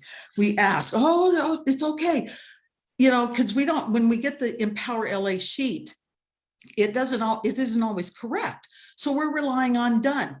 They didn't tell us that she didn't even have a code of conduct on record. I know she said she did it, but it wasn't on their records. So she was voting between June and December when she didn't have a code of conduct. She wasn't supposed to be voting on anything. So if I go back and I look at all the things she voted on, she was voting all along, and Dunn was okay with that. And I know I had sent emails to Vanessa asking what is going on. And I wasn't getting, oh, she's doing it. She's doing it. I mean, a year, even with her disability, if somebody from Dunn, somebody from the board, we would have sat with her and helped her. We are willing to help her, but no, she didn't want our help. And it's come to this. And she did vote on an item, that was not within a consent calendar, because I know what she's talking about. And I did go back, and I'm admitting it, that I realized later that she voted yes on this consent calendar and it had funding items in it. And I took her name off as ineligible. But she did vote on an item last month that wasn't on the consent calendar. So she went ahead and voted. But like I said, this is done. I mean, this is so biased and so discriminatory is what I see, that they had no problem with kicking other people off, but they've given her almost a year. I mean, that to me, that's, anyway, I'll go on. And as to the comments, I did file a complaint as a private citizen because I am an ELK member. And, first there was the episode where she knew that ELK members had recused themselves on that vote. But then she tells people that that we didn't. But then she goes on to say that we're a bastion of white male power. Excuse me? I was a chaplain for 2 or 3 years. I joined and I was a chaplain. The board, or whatever you want to call it, 90% women. And just to say these disparaging things, it's like a knee jerk coming out of her mouth. And it just, you know, it just upsets me that it just is immediate bias, this racism, and I don't know what else to call it. I really don't. So anyway, I'll stop now. Thank you. Nina, go ahead, please. Nina? Nina Royal? Okay, I'm here. I totally agree with Carol. I am also an ELF member, and I'm been selected as chaplain for this year. And I'm highly offended by whether you meant it or not meant it. And not only that, but when you take a position in any kind of an organization, you have to disclose whether or not you're capable of doing the job. I have a disability too, but the thing is I disclose it and everybody knows it. And when I have a problem, they help me. So by being, what's the word I am saying, trying to protect yourself and pretend that everything is all right and that you're okay, and you do a disservice to the rest of the team, because that's what we're supposed to be. We're supposed to be a team. We're supposed to work in unison.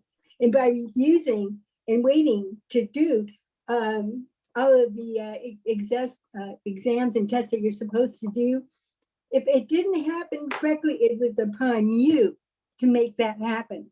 You were the one that was supposed to correct that problem and not wait on everybody else and be excused, because meanwhile, everybody else thinks that you don't want to be a member of the team. And in order to function as a neighborhood council and be inclusive, which is your favorite word, of everyone, we have to work in unison. And in my opinion, you haven't shown that desire to do so, but rather just protect your own self and your own agenda. I'm done. Thank you.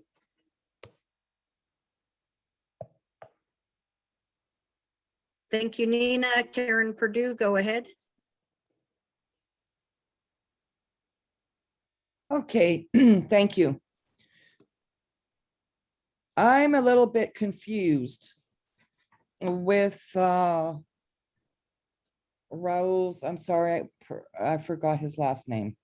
I haven't talked to him, but I did make a call to Vanessa at Dunn after receiving that infamous letter for some clarification.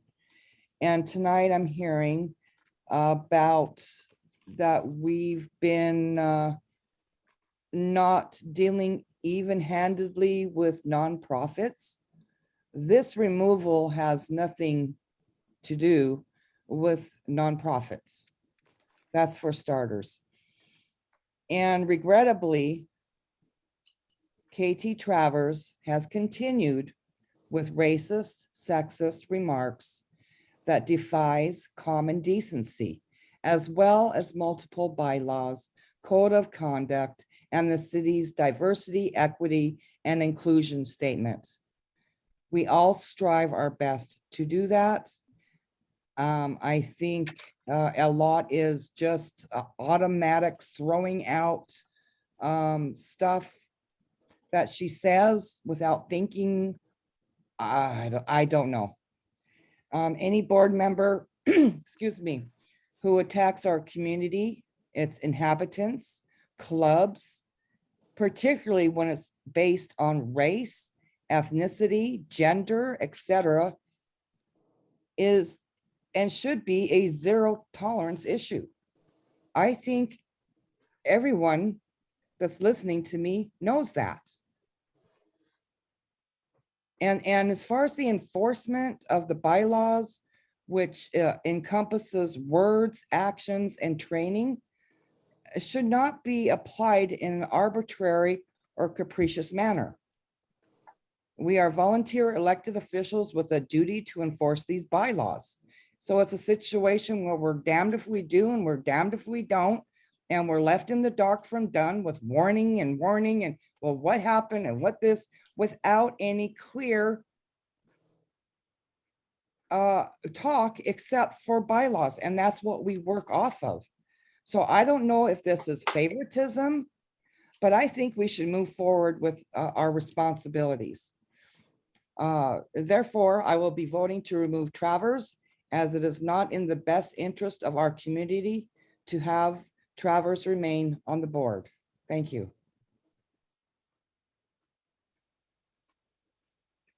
Thank you. Claire, go ahead.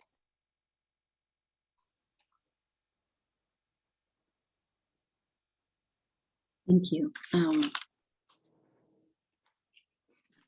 You know, you started out this process saying that this is not meant to humiliate or embarrass anybody, and it is quite clear that it has done that and more for KT.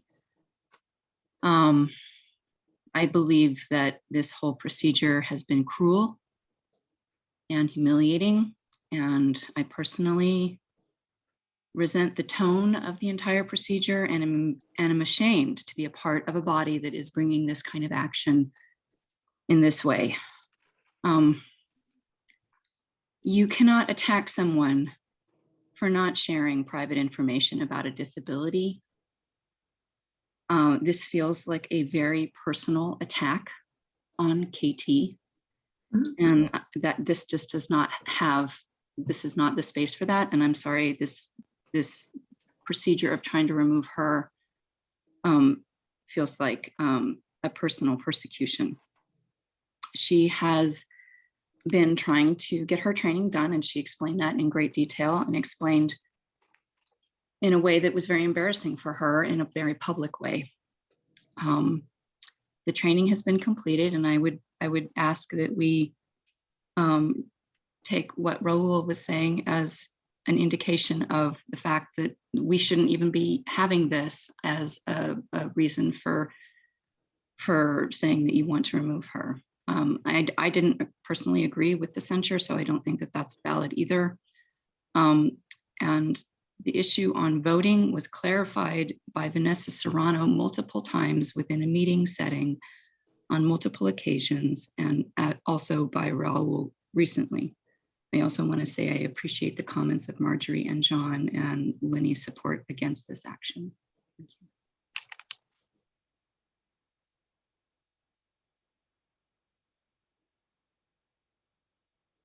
Thank you, Claire. Okay, so Claire spoken, Nina spoken, Karen spoken, Cheryl Schmidt, go ahead. Hi. So yes, we want to recognize disabilities, but 11 months is just way too long. But more concerning than that to me is the continuous racist language. You know, the first censure had to do with the American Heritage Girls. She called them the racist offshoot of the Girl Scouts, slandered against them, saying that they took money when they were actually volunteering and serving the community and didn't take a penny. So that was the first one. And in her defense, towards that censure, I'll read it. The continual partnering with organizations such as the Elks Lodge and the American Legion, despite admirable efforts at inclusion, bespeaks a neighborhood council that allies chiefly itself with, excuse the expression, bastions of white male power, in absence of meaningful partnerships with organizations dominated by women and people of color. This is concerning because it's, I mean, plain and simple, it's racist and sexist to say that. If you substituted white and male for anything else, I mean, nobody would be okay with that. And even Vanessa Serrano sent us a letter and warned us that we need to watch our language. We can't be saying racist, sexist phrases like that. And I do want to apologize if anybody's listening right now from the Elks Lodge or from the American Legion. I apologize to you guys. We don't want to push you away. I mean, especially the veterans in American Legion. I mean, some of them are Hispanic, by the way, the ones I know that are there, and they're men and women. And these people, and doesn't matter if they're all white and all male anyways, but they're not. Okay, they served our country. They sacrificed their lives. Let's not offend these groups. I would say KT embarrassed these groups. We're concerned about her being embarrassed, but really she embarrassed those groups. This is her doing. STNC wants to work with these groups in our town, and just also the dominated by women. I mean, AHG is comprised of girls and women. So STNC does work with other groups, you know, dominated by women or whatever she was trying to say. And by the way, the troop leader of American Heritage Girls is Black. But anyways, so we're at 2 strikes now. Are we going to go to 3 strikes, 4 strikes, 5 strikes? how many strikes are we going to give? By our bylaws, it's 2 strikes. And I will be voting yes to censure and remove KT Travers. Thank you. Thank you. Thank you. John Von Gunchen, go ahead.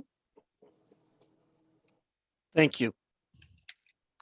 As I said earlier, the training matter is to me a paperwork rule, and I'm not big on them if that offense has been remedied, although we know it took over long.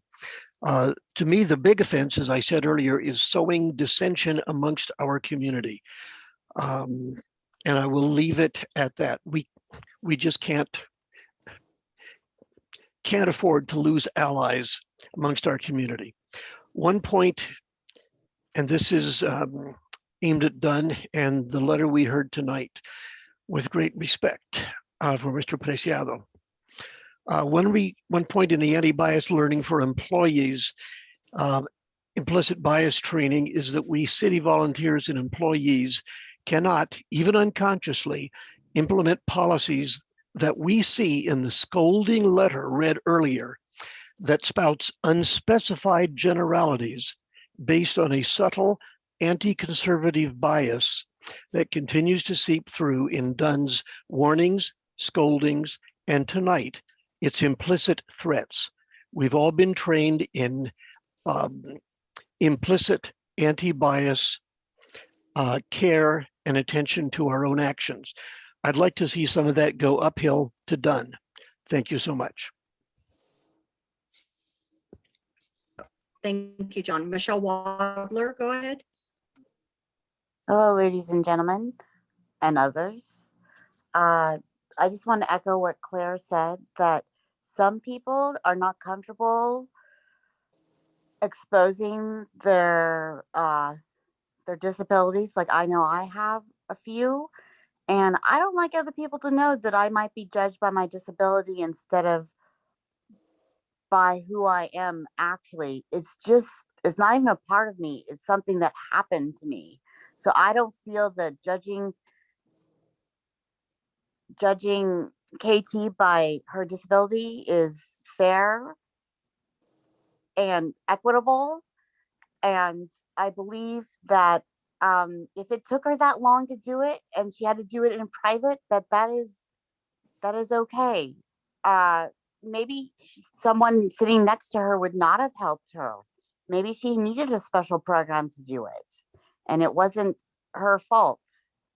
Also, we have sent you guys, I did not, censured her already. So how are we possibly going to blame her again for that? Like the other woman said, you can only charge someone once on something. You can't charge them for the same thing twice. It's called double jeopardy. Thank you and have a good evening. Thank you. Trevor, have you already spoken on this? No. Okay, go ahead. So I just want to be clear. I don't read anything. I haven't heard anything about anything that the board is saying that has anything to do with KT's disability. That has nothing to do with what we're saying. Nobody has brought that up except for KT. She brought up that she's disabled. I would, to me, that's not relevant to this discussion. I can't think of a disability that would prohibit someone from doing training for 11 months with the abilities that we have.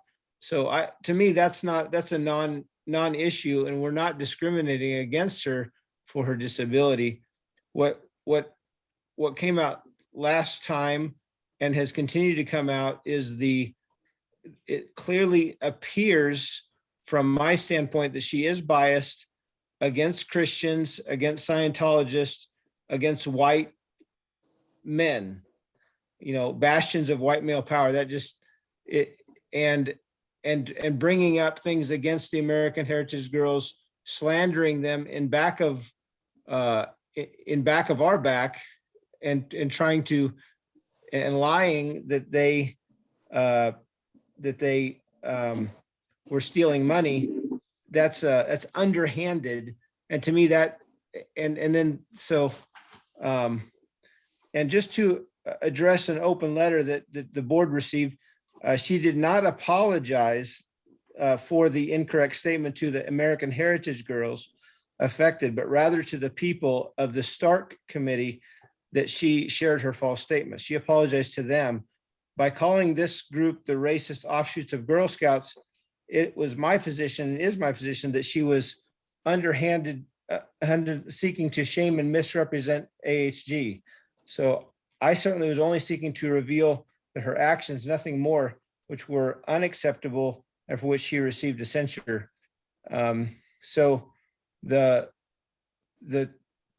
I was accused, I've been accused of accusing KT with tools of shame and misrepresentation, but I don't want to misrepresent anything. I'm just representing what she said, what came out of her mouth, and saying that I don't believe that she's qualified to represent our community because she's attacked people within our community, which is against the bylaw. So I will be voting yes. Thank you. Lala, go ahead, please. Thank you.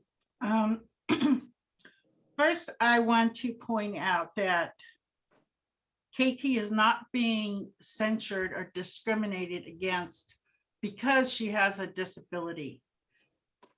She is being censured, and this motion is moving forward because she failed to take responsibility for her duties, even when help was offered. There are other people, as Nina has said, there are other people that have disabilities, and that would make it very difficult for them to do this training, and they did the training. So that is not a real point that she has a disability or doesn't. She failed to take her responsibility. I also want to clear up something. This is not a double dipping, because she was originally censured for what statements were made in the Stark Committee that were recorded by the Stark Committee, even though the meeting was not called to order. She did make those statements in front of those Stark Committee members.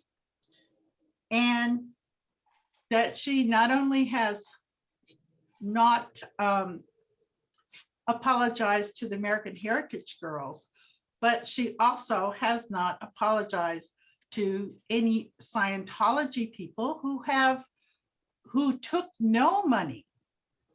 That event that actually did not get held, that she was complaining about to Stark, was to be held at a Baptist church. And nobody complained that it was a Baptist church. So this gives me the idea, at least the feeling, that perhaps KT is discriminating against Scientologists. Not okay. We have one of the largest Scientology publics in the world. About a quarter of our population in Sunland, Tujunga is connected in some way with the Scientology religion. And these people are working here alongside everybody together, nobody making a difference, nobody worrying about it, except it needed to be mentioned. And that is something that KT did after the censure. She made these statements after she was brought to censure. And it's not double dipping. It was her defense. And her defense itself was a racist statement. And that's what I have to say. Thank you. Thank you. Let me look. Are there any other hands from any other board members? Anybody else want to make a statement before? Chris, your hand is up. Go ahead, please. Yes, thank you very much, Lydia.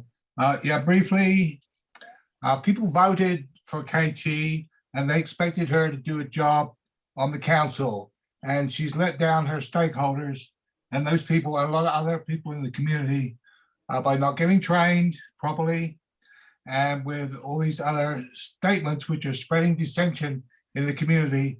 And I don't worry about the specifics because I'm one of the ones that she mentioned, but she's just not fit to be on the board because she's stabbing the stakeholders in the back. Thank you.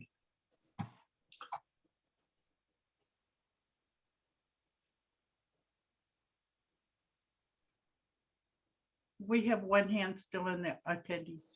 I'm sorry. Hold on one second. Okay, Kathleen, go ahead.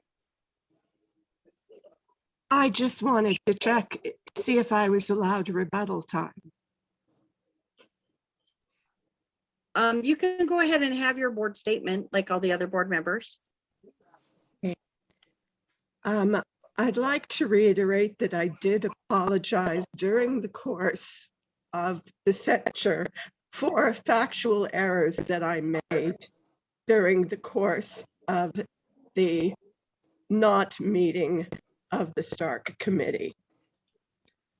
I would also like to correct something someone just said about me. I never said that any group stole money from the SDNC. I don't understand where that came from. That was not in any of my statements. I never characterized any group as stealing money. I'd like to know what the anti-Scientology statements that somebody thinks that I made were. I would just like to again state that all I did was point out that Drug-Free America and the Church of Scientology are the same organization, that Drug-Free America is a part of the Church of Scientology. How does that characterize anyone from Scientology? Where is the attack on religion or on Scientology? I myself am a devout Catholic and would find any attack on any religion extremely offensive. And I'd like to point out that the Code of Conduct also correct.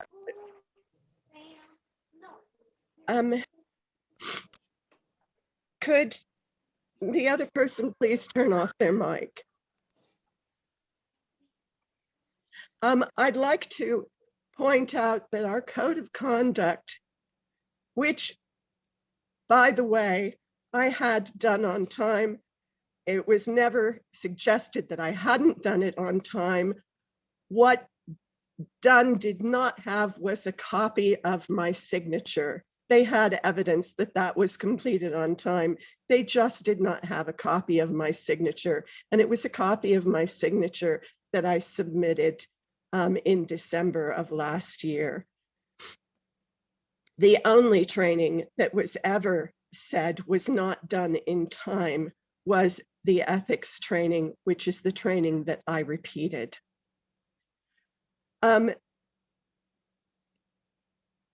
To continue with what I was saying about the Code of Conduct, the Code of Conduct also says that different political views are supposed to be encouraged and supported.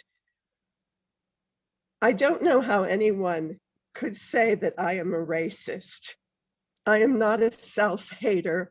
I don't despise white people. What I said was a political statement. It is a common political statement made about lodge organizations. And I said that I regretted it, and that if I had it to say over again, I would not have repeated that quote, even though I apologized for it in advance of making it. I would not have repeated it because in hearing about what people objected to, they felt that it was an attack, and I would not knowingly attack anyone. And what I think that members of the STNC characterized as pursuit of my own agenda is what gets to the bottom of this, that the other members of the STNC object to my politics, yet we are supposed to be considerate of each other's politics. Someone even brought to the fore here the intolerance that Dunn seems to have for conservatives. I don't think that anybody can say that I have ever expressed intolerance for conservatives or have attacked them in any way. My entire family is conservative, and we just don't talk politics. Here, I would think that we are required to and just need to be tolerant of each other. I am sorry again for having offended anyone. And that's all I have to say. Thank you. Thank you, Kathleen. So Carol, I would like it if you would please, and I want to make sure Raul is still here. Raul, are you still here? Yes. Yes, I'm still here. I want to make sure you can see what's on screen. So Carol, I would like you to put up the letter that I just emailed to you, please.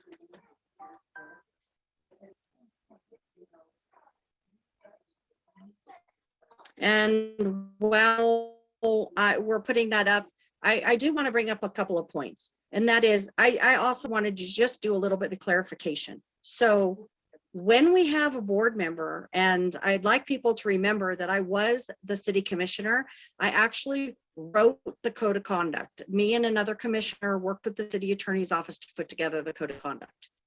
And so I'm very well aware of the code of conduct. And the code of conduct says that people need to be in a place, in a meeting, where they feel safe.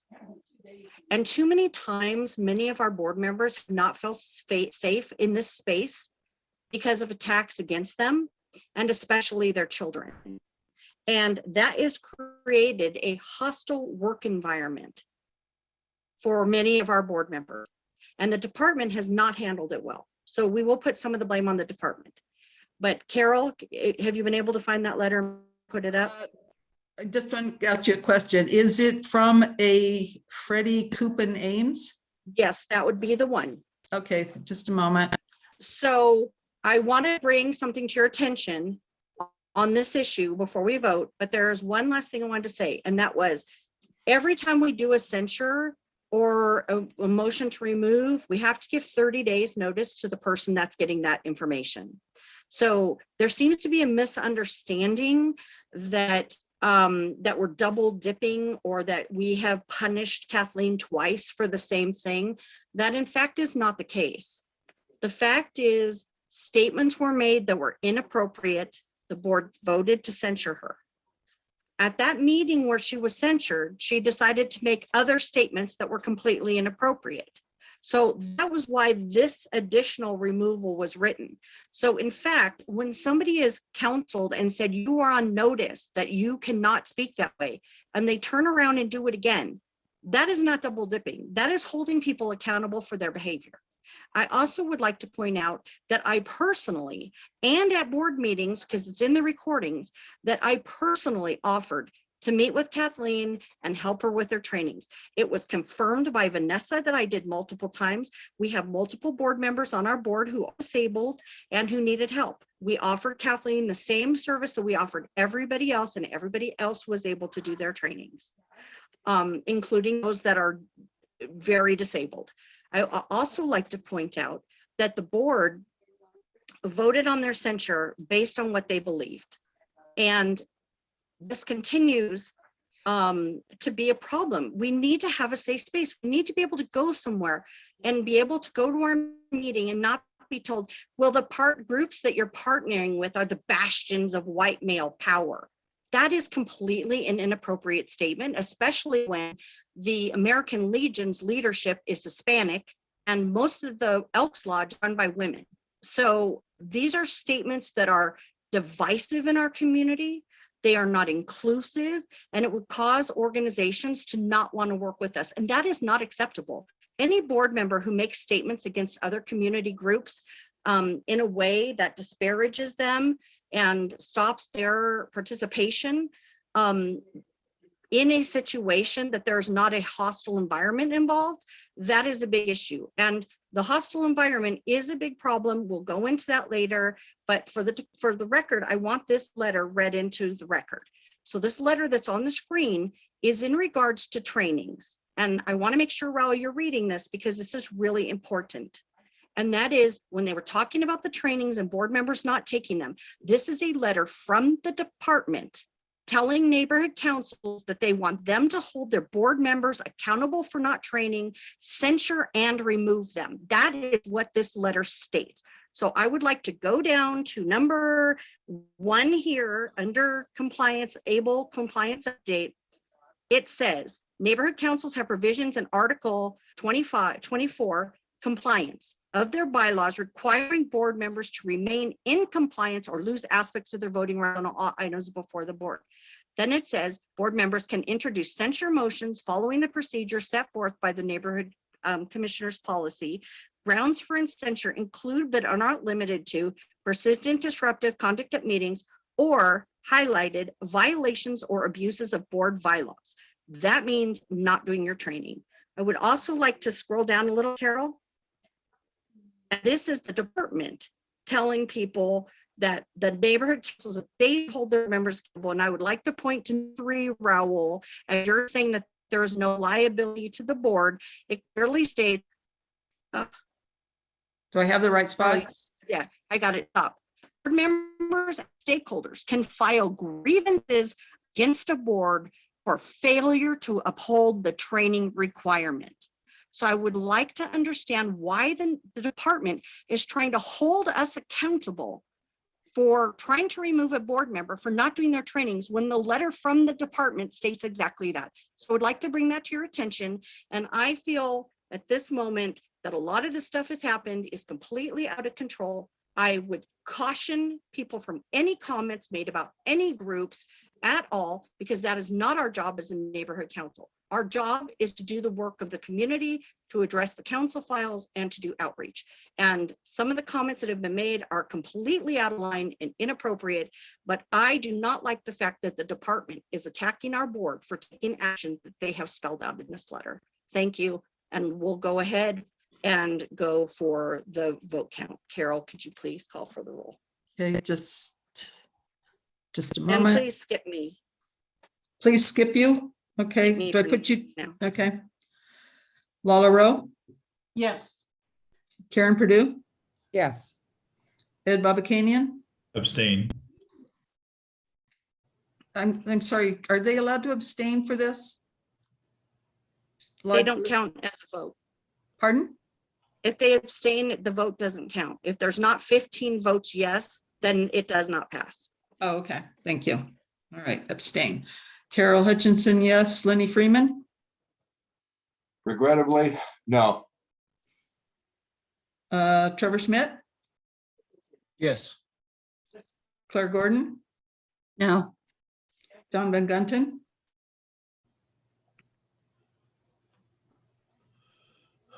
I was counting votes. Yes. okay, Karen Moran, Yes. Linda Woodruff, Yes. Cheryl Schmidt, Yes. Michelle Wadler, No. okay, Shirley Kim, still absent. Okay, moment, Chris Rowe, Yes. Nina Royal, Yes. Cindy Cleghorn. You're muted. I'm sorry, abstain. Okay, Oh, my God. and Mark Siegel. Oh, boy, this is a tough one. Can you hear me? Yes, I can. I'm gonna vote yes. Yeah, all right, one moment.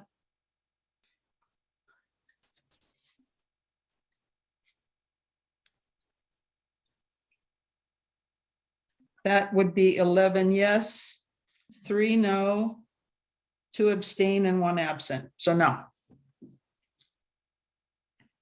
The motion fails. Thank you, Carol. Mhm. But I So again would like to Lydia caution- didn't vote? No, I did not. I'm abstaining. Oh. So it would not have passed regardless of how I voted. So I just again want to remind the board that it's time to set everything aside. It's time to work together. It's time for the board members who have not been participating and not representing the board to step up and start doing so. And we need to work together to do the best, what's best for our community. So I am going to go on to the next item. which is the committee and liaison reports, budget and finance. Ed, hold on a second. Did you want to go ahead first, Ed? Sure, I can. I'm going to steal the screen for a second, if you don't mind. Can you guys all see my screen? Yes. All right. So we're just coming out of the March, we'll call it the March financial close. As of April 13th, I just want to bring to the board's attention, our overall spend against budget, actual year-to-date spend is 18,430 against a budget of 42,000. Our team has done a high-level forecast based on what we expect to spend by end of the fiscal year, which is end of June. We think we're going to spend about 26,640 based on what we know today. That leaves about $15,000 unspent. And the reason I wanted to give this report out is we need to start thinking about things relatively quickly. It was mentioned earlier, a couple of the deadlines that we have to meet in order to spend dollars this year. And they're coming up pretty quick. So if there are ideas, regardless of which committee they come through, if you guys could push those over to the finance committee so we can review them and bring them up to the general committee for review relatively quickly so we can get those calendared. Otherwise, we're at risk of leaving, $15,000 unspent this year. Not necessarily a bad thing. There may be some carryover, and I'm sure we're not the only ones in this position, but just wanted to make sure the board is aware of where we're at financially. Thanks.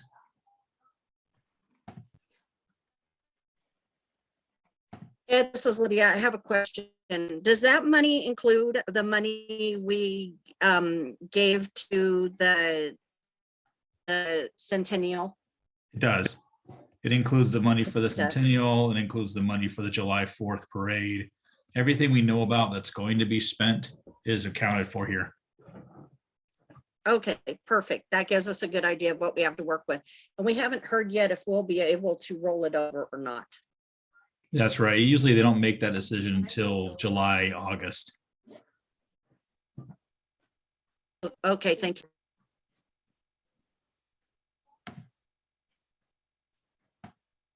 Okay, thank you. Carol, can we put the agenda, or I have it here, hold on. So thank you. And is there anything else you want to add, Ed? Nope, think that's it. Just reiterating, if there are ideas for programs or outreach activities we can do in the next couple of months, we've got to get that through and approved relatively quickly. Okay, thank you. Thank you. Land use committee, is there a report, Cindy?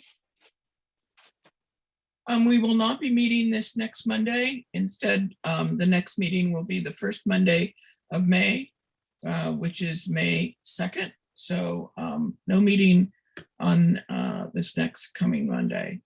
Thank you. So the next two meetings will be May 2nd and May 16th.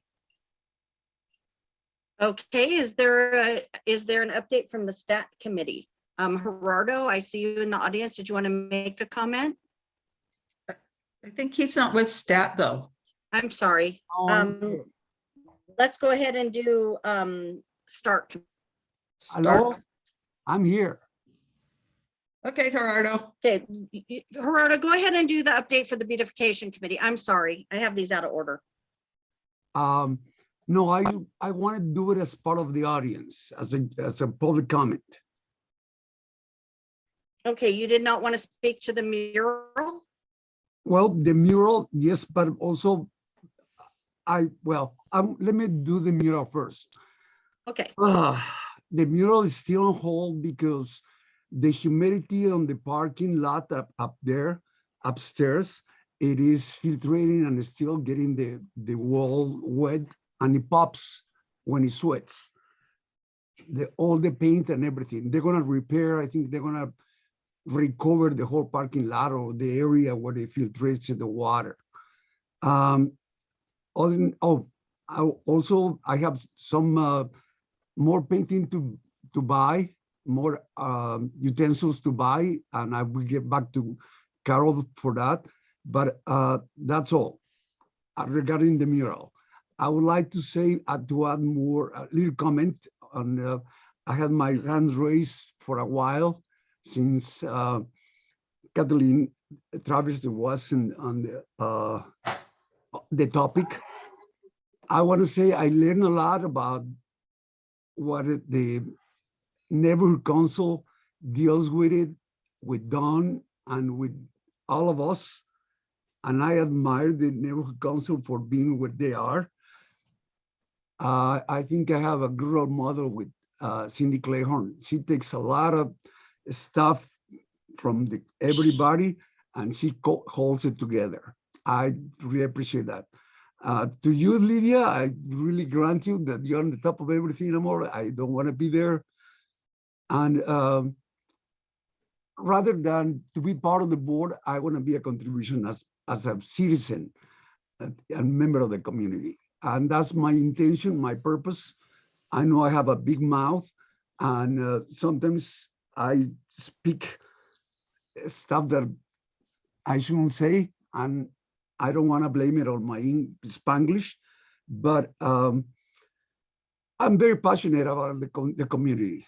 I'm very passionate about contribution, and that's my main goal.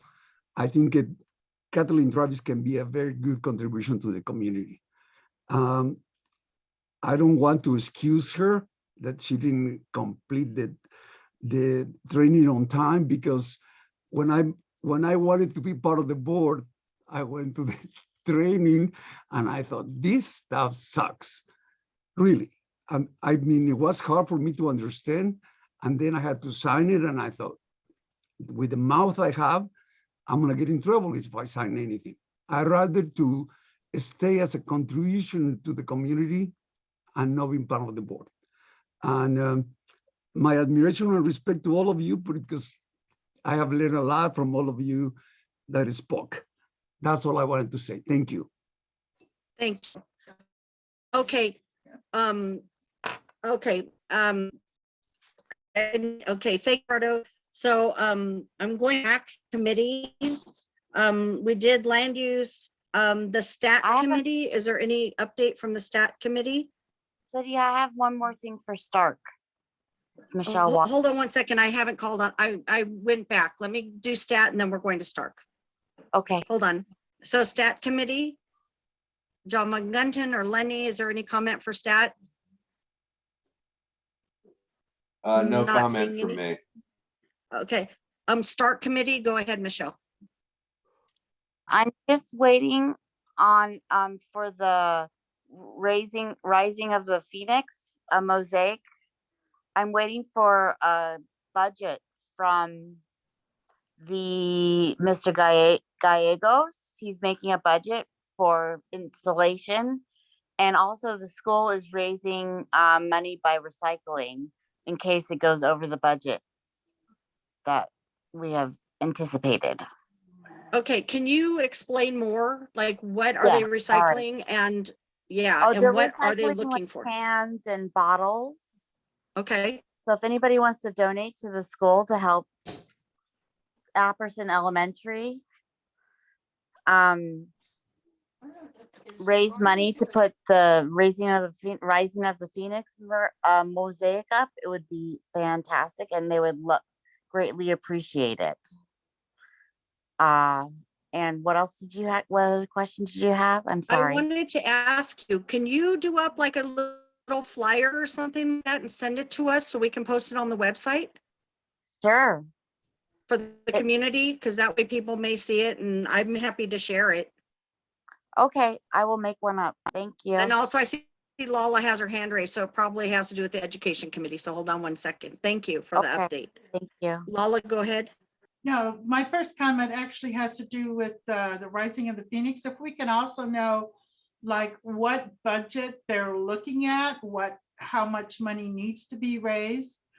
I don't think it would be necessarily inappropriate if it's put through the board for us to assist in some way, because that's actually something that particular mural, it was made from our community, literally the ashes of our community. And I think that, so definitely give us all the details so we can think with it. I certainly will. That was the plan, was that the STAR committee was going to make a motion to ask for some money to put the mural up. I just don't know if it'll go over what. Right. Well, the start- give us the specifics, whatever I financial. will get the budget to you. Is Wonderful. that what you want? Yes, be my pleasure.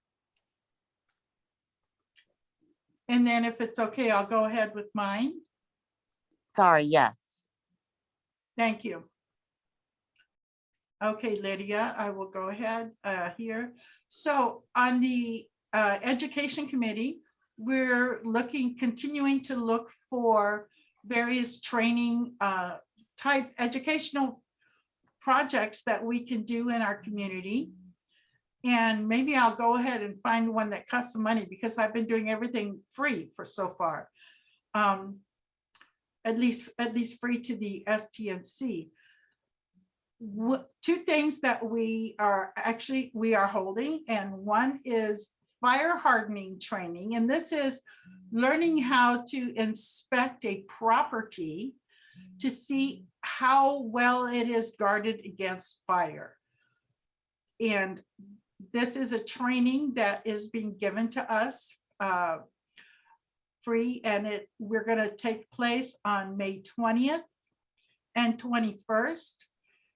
And it'll be in 3 sections, virtual on the 20th, evening of the 20th, virtual on the morning of the 21st. And then we will go to a home and actually inspect it. Now, this is good training for if you're a homeowner and you want to be able to see what the condition of your own home is. If you're looking at some fire prevention things, you don't want anyone to come in and say, well, you have to do this and that, when you don't. And you also want to make sure that they tell you that you do have to do the things that are good to do. It's also suitable for contractors, whatever kind of contractors they are, not just builders, that may come in contact with the outside or the landscaping of a property, so they know what is needed. It's like you're going to go and do this big thing, and you know that the owner doesn't know that that's going to violate some fire hardening rule. Then you want to be able to give the client the best thing. So at this point, signing up for this will be through me. Actually, it's going to be through me at this moment. I'll get another link and post it on the STNC Facebook page and hopefully on the website, so that people can sign up for this. My email that you may use is write, WRITE, the number 2, LROWE, right to lrow@yahoo.com. If you or anybody that you know would like this fire hardening training, the maximum class is 35 people. We're also looking for a home that we will actually visit, and that home will get a free inspection. This is open to young people as well. If there's a youth who's looking to go into some area such as this, then it might be something that they would want to learn. The other program that we have is a speechcraft program from the local Toastmasters Club, Foothills Community Toastmasters. And this will begin on April 24th from 4 to 6 p.m. That's a Sunday evening. And it will last for 6 weeks. It's virtual training in the basics of public speaking. Each person will be able to do 3 speeches to actually get through the steps of the initial learning how to be a public speaker. And we will include in that learning how to speak impromptu. Now, that does have a cost to participants. It's $10 per participant. That does not go to the club. That is how much the club has to pay for access to the materials. So that is going to be paid to Toastmasters International. It's what they charge for putting someone through a speech clef. This is open to youth and adults. It's recommended that a person have about an 8th grade education as reading skills in order to actually participate and get the proper result. That's what we have so far, actually, and we are looking at additional type of town halls, ways to work with people. And we're looking to, actually, we're rescheduling. I don't have a date on it yet, but we're rescheduling the Water Talks Town Hall. I'll be talking to them later this week to actually get that worked out. And I'll be talking to, in about a week, the person who was setting up the drug-free training. We need to find a new venue for that. And so those things are still on the line. And if you have any kind of program that you would like to see people trained in, please let me know. And maybe Mr. Mark Siegel might even be willing to do some ham radio mini training to give people basics in radio use. I think that would be wonderful. And that's what I have to say. Thank you. Thank you very much. Michelle, your hand is still up. Did you have another comment?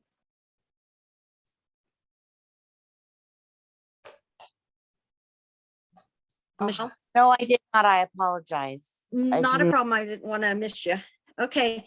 Moving on to the liaison reports, Lank, Vank, budget advocates. Is there anybody that has a comment on any of those they want to bring up? Okay, moving on to ad hoc bylaws and standing rules committee. We already discussed that earlier and other. So moving on to item 9. 9 is the consent calendar items. Consent calendar items are considered to be non-controversial, will be treated as one agenda item.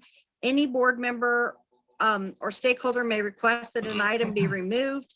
There will be no discussion of these items unless an item is removed from the consent calendar, in which case it will be at the end of new business and be considered as time allows. Motion that the STNC approves the consent calendar.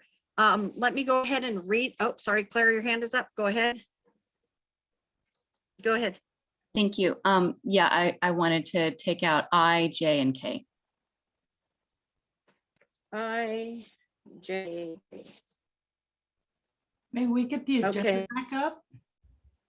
No, I know what they are. I'll read them as, I'll skip them. I'll read them as I get to them.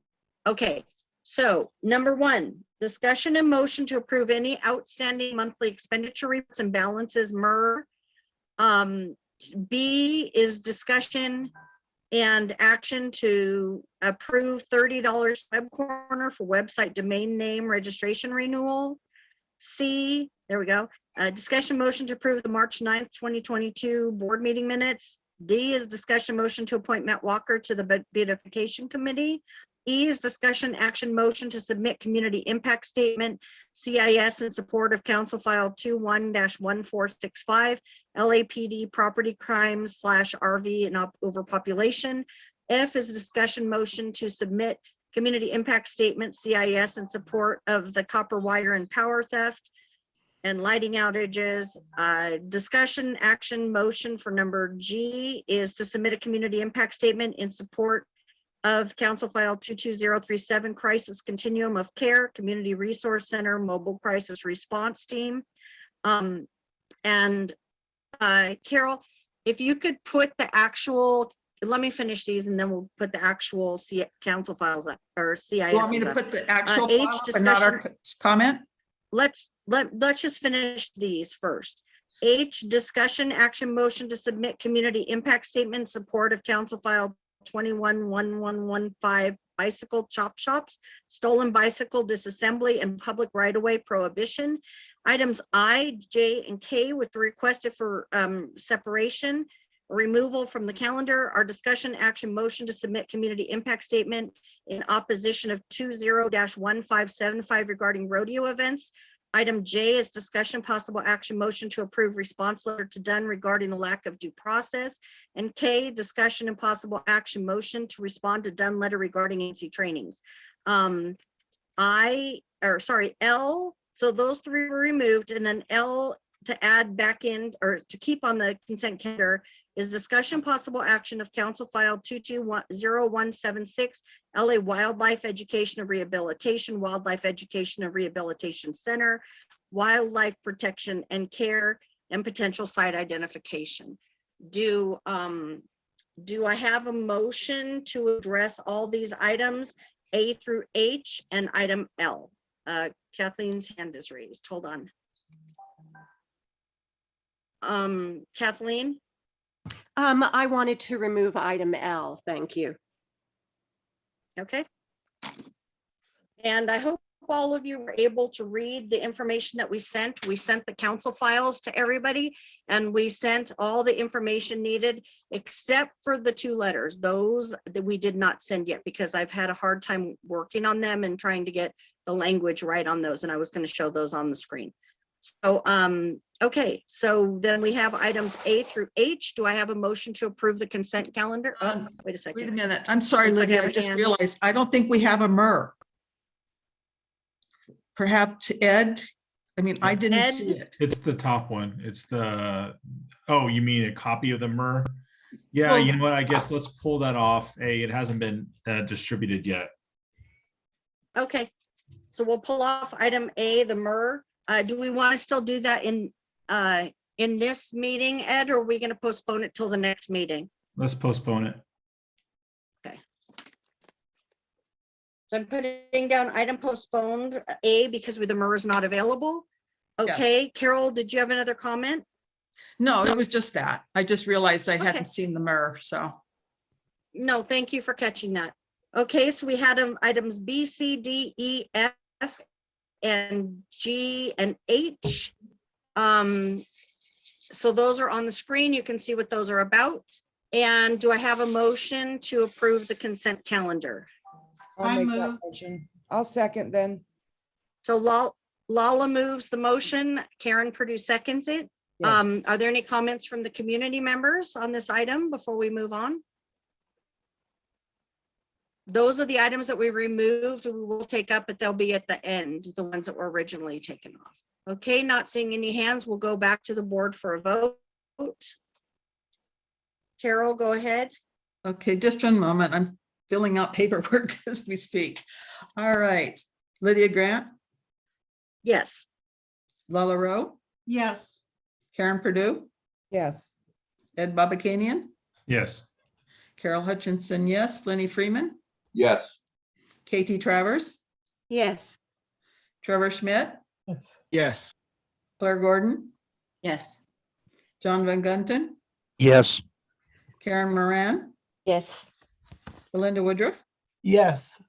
Cheryl Smith, Yes. Michelle Wadler, Yes. Shirley Kim, absent, Chris Rowe, Yes. Nina Royal, She's absent. Nina's absent. Thank you. Cindy Claycorn, Yes. Mark Siegel. Yes. Okay.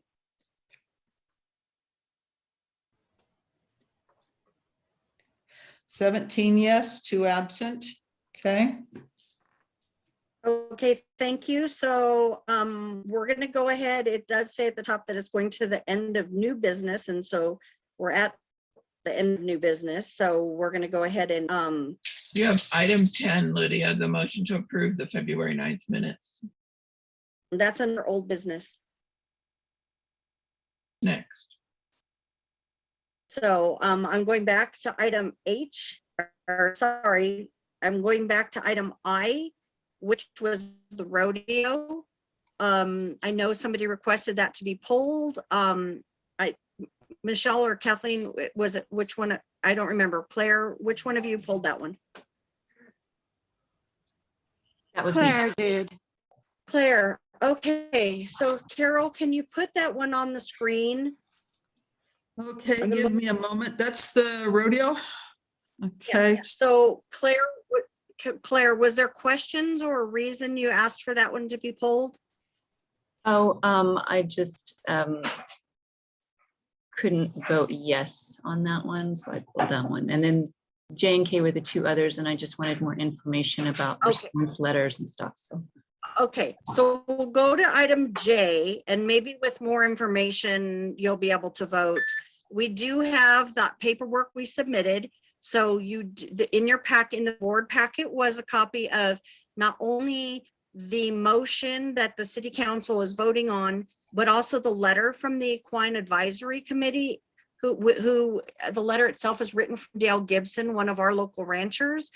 And it is in regards to items that the city council is claiming that people use in the horse exhibits when they do roping and the different equestrian events at rodeos.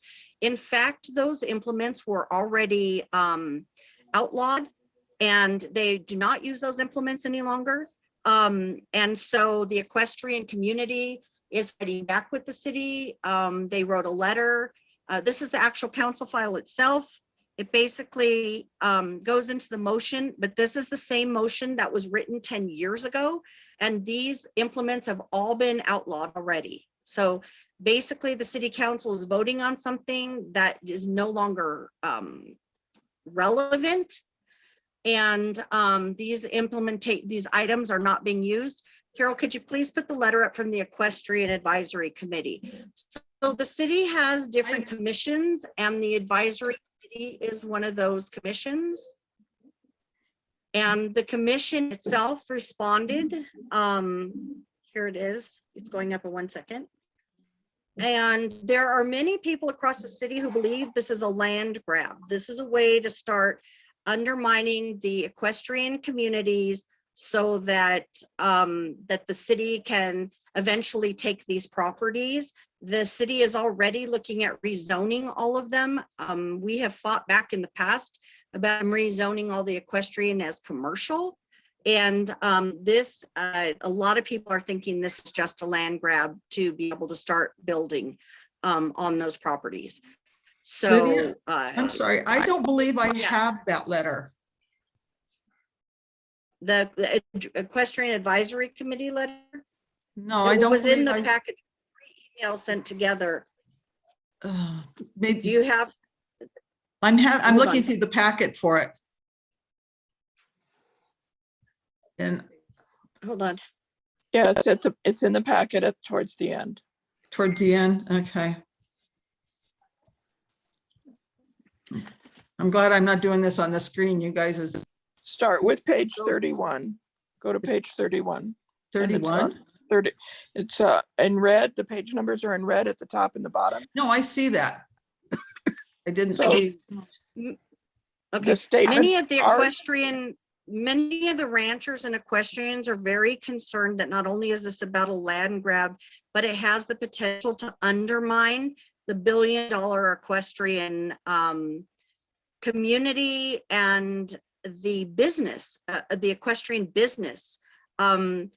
People like Dale Gibson has a ranch where they teach people how to rope cows, for example. Both if these skills are no longer being worked on, then ranchers and things like, and people use these skills won't have the ability that it's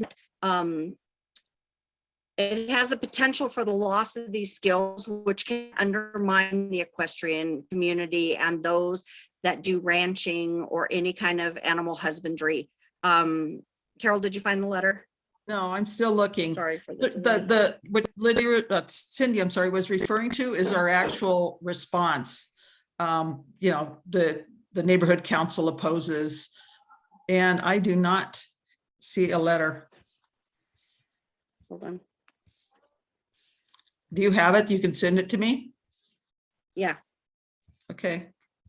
Hold on one quick sec.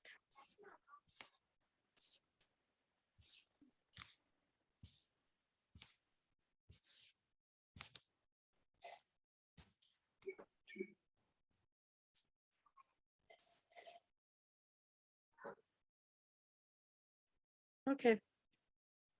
You send it, all right?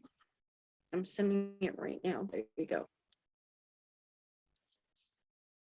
Okay, by the way, we are talking about Council File 20-1575. Just for everybody's information, and the motion that we wrote is in opposition of the ban on rodeos, and also to support the letter written by the Equestrian Advisory Committee. Did you get it, Carol? I don't see it yet. No. Okay, let me read it. Hold on one second.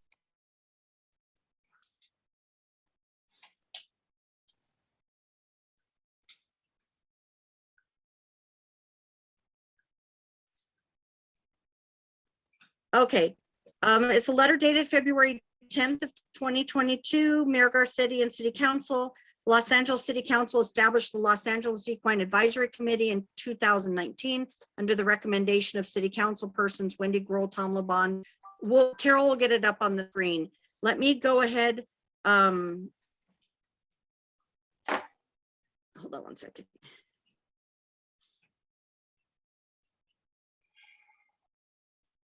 Okay.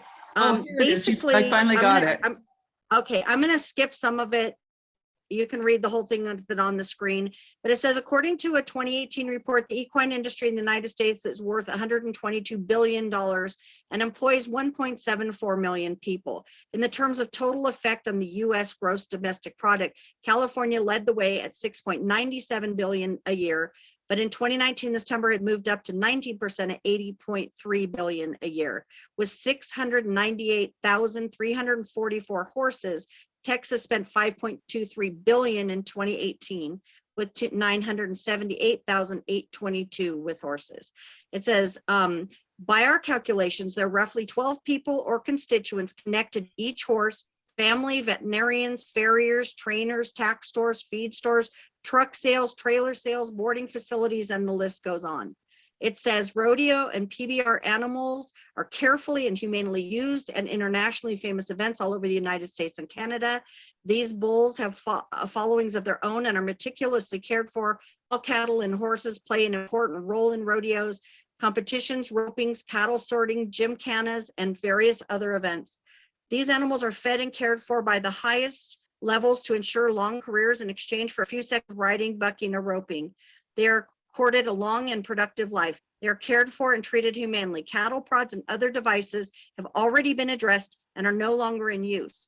Rodeo flank straps are no different than a person putting their feet or ticking an animal with their fingers in the flank area.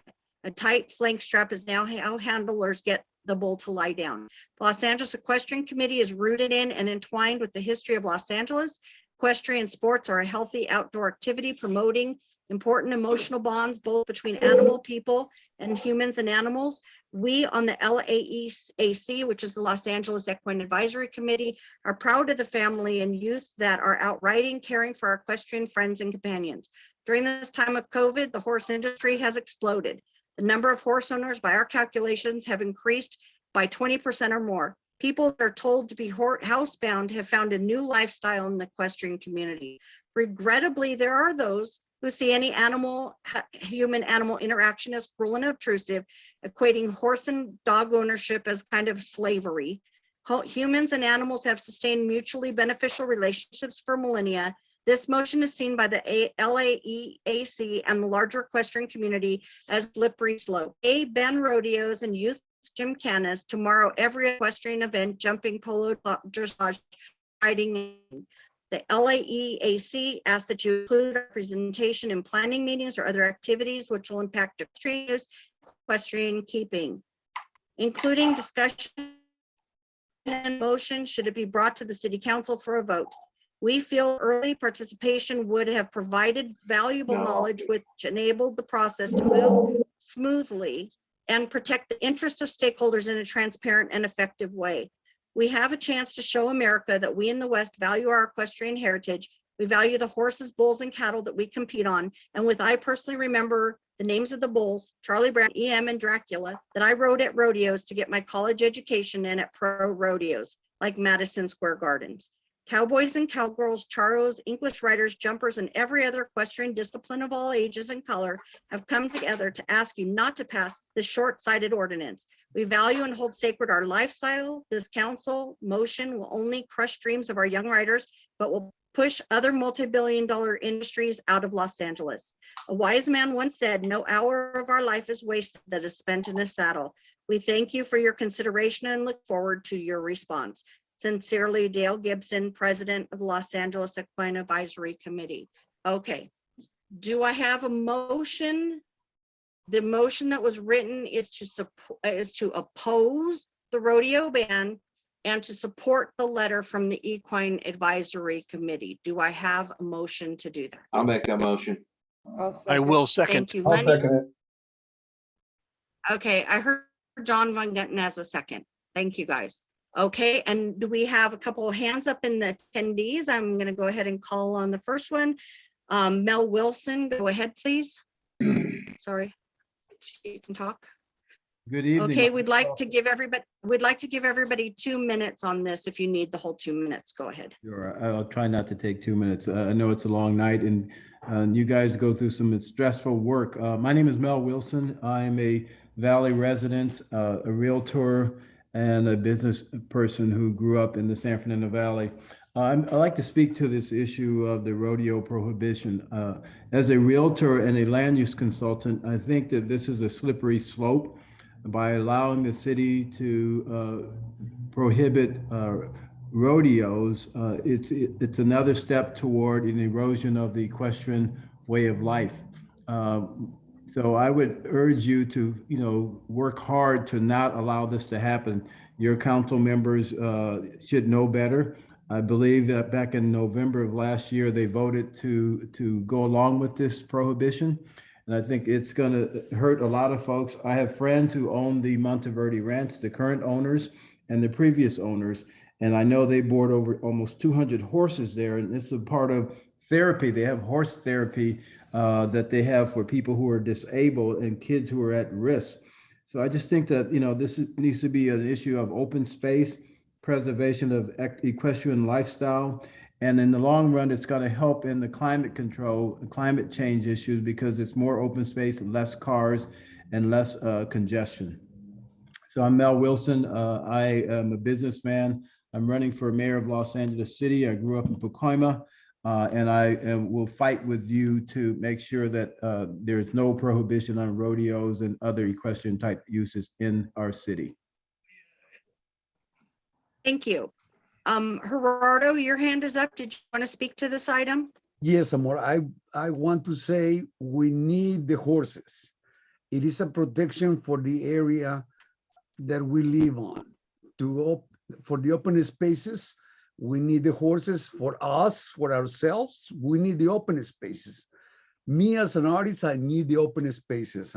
They inspire me to create artwork. I mean, you can see it on the mural. It is, I want to preserve the semi-rural area we live on. If we start letting the corporations to take on the land, we're gonna end up with another West Hollywood. Apartment building next to apartment building next to apartment building. I don't think so.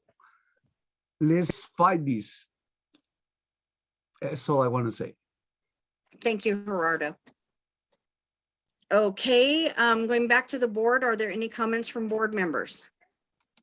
Belinda Woodruff, go ahead. Yeah, the problem I have with getting rid of rodeos and the horses in the area is that opens us up to stack and peck, where we're all confined. And that does nothing for any of us. Way back when, I mean, there's in Latuna Canyon, there's a horse facility that gives horses to the horse riding ability to children who are disabled. And it's something that a horse mimics their walking ability, and to take that away would be horrible. There's no way of bringing that back. And the thing I love about living up in Sumlandahuanga is we're in an open community and we're 20 minutes away from the city. So, you know, if we want to live in the city, we can go to the city, but let's keep our host community open. Thank-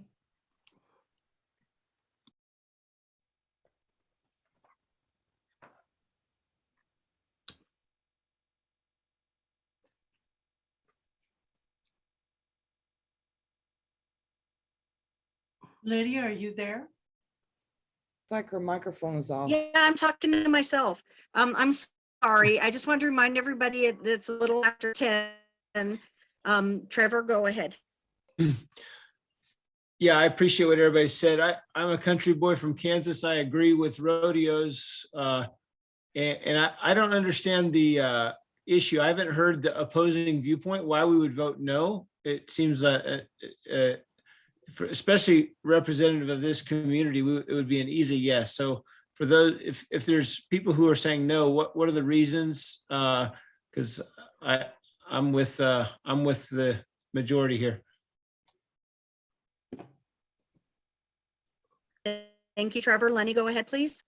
Yes, I've been to the Gibson Ranch a number of times when I was a horse owner, and they have the cows there that they use for roping. They put false horns on them so the ropes don't go around their neck and chafe their skin. They are very well cared for. They're also leased, and they are under contract to keep those horses, those cows, very well maintained before they're given back to the corporation that owns them.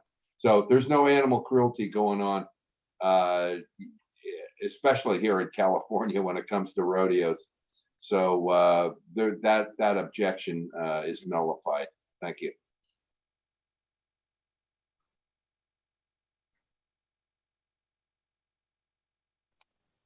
Thank you. Let's go ahead and call for the vote, please. Let's see. Okay, can you hear me? Have to check. Okay, yeah, okay. Lydia Grant, Yes. Lala Rowe, Yes. Karen Purdue, Yes. Ed Babakanian, Yes. Carol Hutchinson is yes, and Lenny Freeman, Yes. Katie Travers, Yes. Trevor Schmidt, Yes. Claire Gordon, Yes. John Van Gunten, Yes. Karen Moran, Yes. Belinda Woodruff, Yes. Cheryl Schmidt, Yes. Michelle Wadler, She had to go. she left, all right. Shirley Kim, no, okay. Chris Rowe, Yes. Nina Royal, Nina left. oh, that's right, Nina left. Okay, Cindy Claycorn, Yes. Mark Siegel, Yes. okay.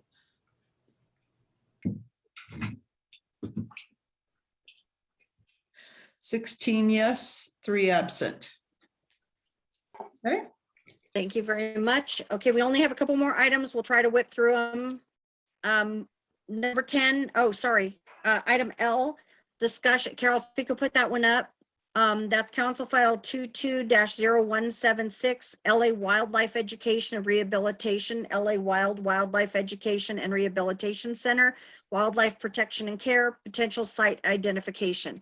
So what this is there's a nonprofit who's interested in partnering with the city to handle the wildlife, the wildlife that sometimes people will bring to the animal shelters because they don't know what to do with them. They're injured, and there is no place within the animal shelter system to rehabilitate these animals or help them. So what this motion is to partner with the nonprofit and to provide wildlife education and rehabilitation for these animals. And they are looking for a potential site that could be used in the city. When we wrote the motion, Carol, it looks like I'm still looking for it. I had it earlier, but we made the suggestion that the city consider using the old LA Zoo site. The old LA Zoo site is there, it's in disrepair, but it could be built again for this wildlife rehabilitation. How many of you on Facebook or have had a neighbor say, hey, I found this animal, it's injured, what do I do with it? It would be great if we had something within the city, or, I mean, it's up to you guys, but we need opportunity, a place to be able to take these animals that's within the Los Angeles. A lot of people are driving very far place to the area to try to take these to a rehabilitation. So I'm sorry, I shouldn't have read it and it looked like I was taking a position. I certainly didn't mean to. So Carol, you haven't found it yet? No, it's not in the order. And so I know I had it before and then anyway, I'm Cindy, do you looking. know what page it is?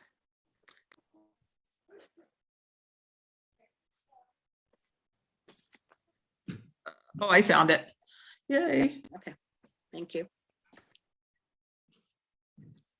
So the recommendation for the board is to make a motion to approve it, to send in a CIS, and again, to recommend a location for using the old LA Zoo as a location. It says, according to Los Angeles Animal Services, Los Angeles County Animal Care and Control, there are over 12,000 total wildlife intakes from 2019 to 2020, with about 7,000 intakes within the city of Los Angeles. Neither LA County Animal Care and Control nor Los Angeles City Animal Services are equipped to care for sick, injured, and orphaned native wildlife, and majority of which are euthanized. The city's wildlife is an essential portion of overall environment and is critical to protect the wildlife. Oh, sorry. My computer.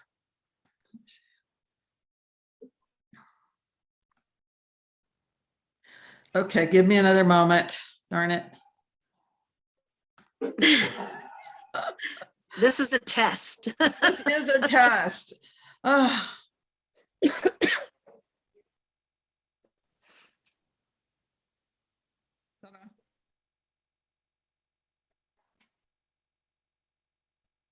There we go.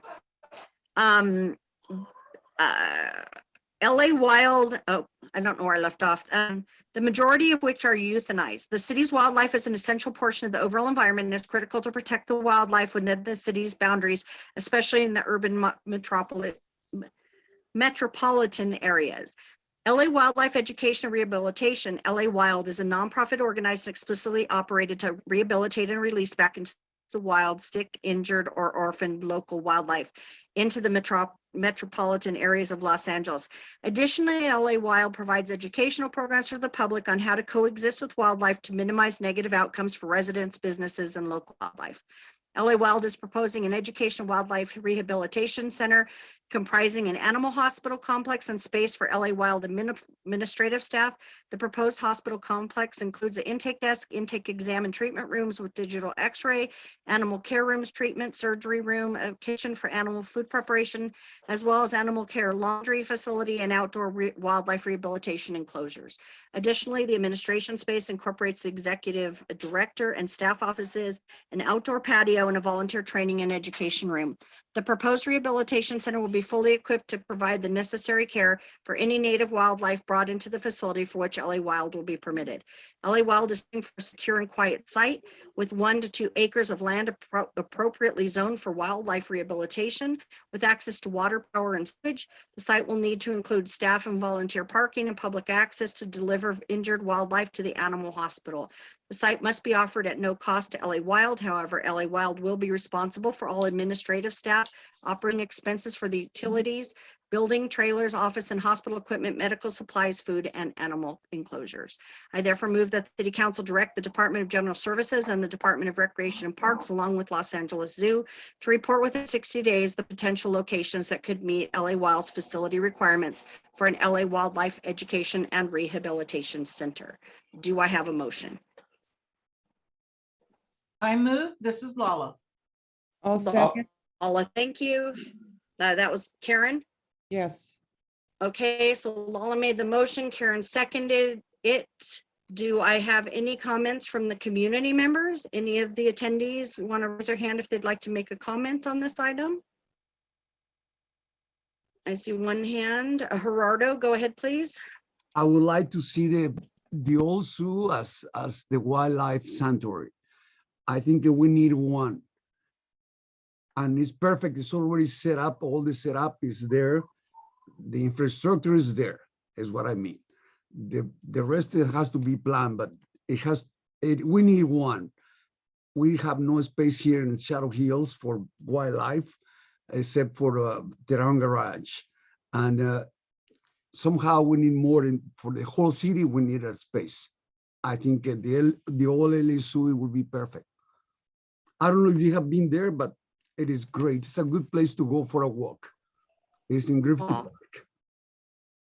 That's all I Thank want you, to say. Gerardo. Thank you for Gerardo for your input. Going back to the board members, do I have any raised? I'm looking. Karen Purdue, go ahead. Okay, just want to say that this is something that is badly needed for the area.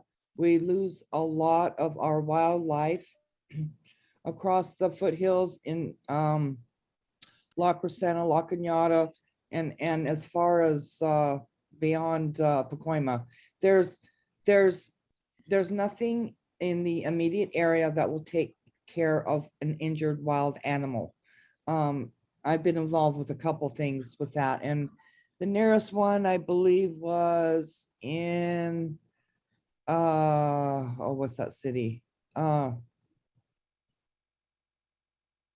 Simi Valley. Okay, it's as far as that. So in the middle of the night, when you find a injured possum or whatever, it can mean life or death for them. So I encourage us to vote yes. But the old zoo probably is not a good place. These are wild animals. Okay, but let's vote yes anyway. Thank you. Okay, thank you. Carol, go ahead, please. Well, I agree. We do need someplace to have for the wild animal. And because I took a injured crow out to Malibu. So there's one out in Malibu too. But I'm wondering why the city is doing this for a nonprofit. And I have, because that's not clear in here. It's like, okay, they're going to find the property. Then what's going to happen? And I'm just real, there was just recently an article in the paper about how LA is just, the taxpayers are now going to be funding college degrees for volunteerism or something to the tune of $500 million. And half of that's going to go to bureaucracy. So, but these are college classes. They could get them in college. Why are we funding as taxpayers these classes? So this, what brings it around is I'm kind of wondering, once the city finds this property, are they going to have to introduce a new motion that the taxpayer will buy the property and then give it to a nonprofit? Or it just seems very unclear to me. And so I don't know. I would rather be in favor of this if the city uses like existing property that won't cost the taxpayers if they're going to give away property, that it should come out of property that we've already paid for. Because I don't know how many thousands of acres of property the city owns, but we shouldn't be on the hook for more property, to buy more property. Thank you. Thank you. Lala, go ahead. Yeah, I just wanted to point out here that while it doesn't say who would pay for the property, the nonprofit would need to get it at no cost, which makes the old LA Zoo, even if it's only part of it, actually pretty ideal, because whatever is needed could be created there without extra expense. It does say that the operating expense, once the property is secured, the operating expense is the nonprofits, but they need to be able to have a space to even conduct their nonprofit. And so this is a zoning as much as anything else, locating the property and getting it zoned. Excuse me. But we definitely need to push this forward. I think it's absolutely vital. Thank you. Talking to myself again. Thank you, Lala. Belinda Woodruff, go ahead. Yeah, no, I'm just gonna go and go along with Lala. I mean, we don't have the wildlife waste station anymore. And, that was a private entity. They did a lot of good for the community. But now this would be perfect. It's all set up. It's sitting there doing nothing. I mean, actually, it's doing nothing. So why not use it? And even though they're going to be in cages, these poor little things. We're talking about animals that need care. So this is perfect, for care rooms, for the treatment or the surgery or whatever they need, food prep. I think it's excellent. It's already there. It just needs to be refurbished a little bit and ready to go. I'm saying yes, we need this. Thank you, Belinda. Carol, did you want to call for the vote, please? All right. Lydia Grant, Yes. Lala Rowe, Yes. Karen Purdue, Yes. Ed Babakanian, Yes. Carol Hutchinson, yes. Lenny Freeman, Yes. Katie Travers. Katie? Did we lose her? Yes. Okay, thank you. Trevor Schmidt? Abstain. Hold on. Claire Gordon? Yes. John Van Gunten? Yes.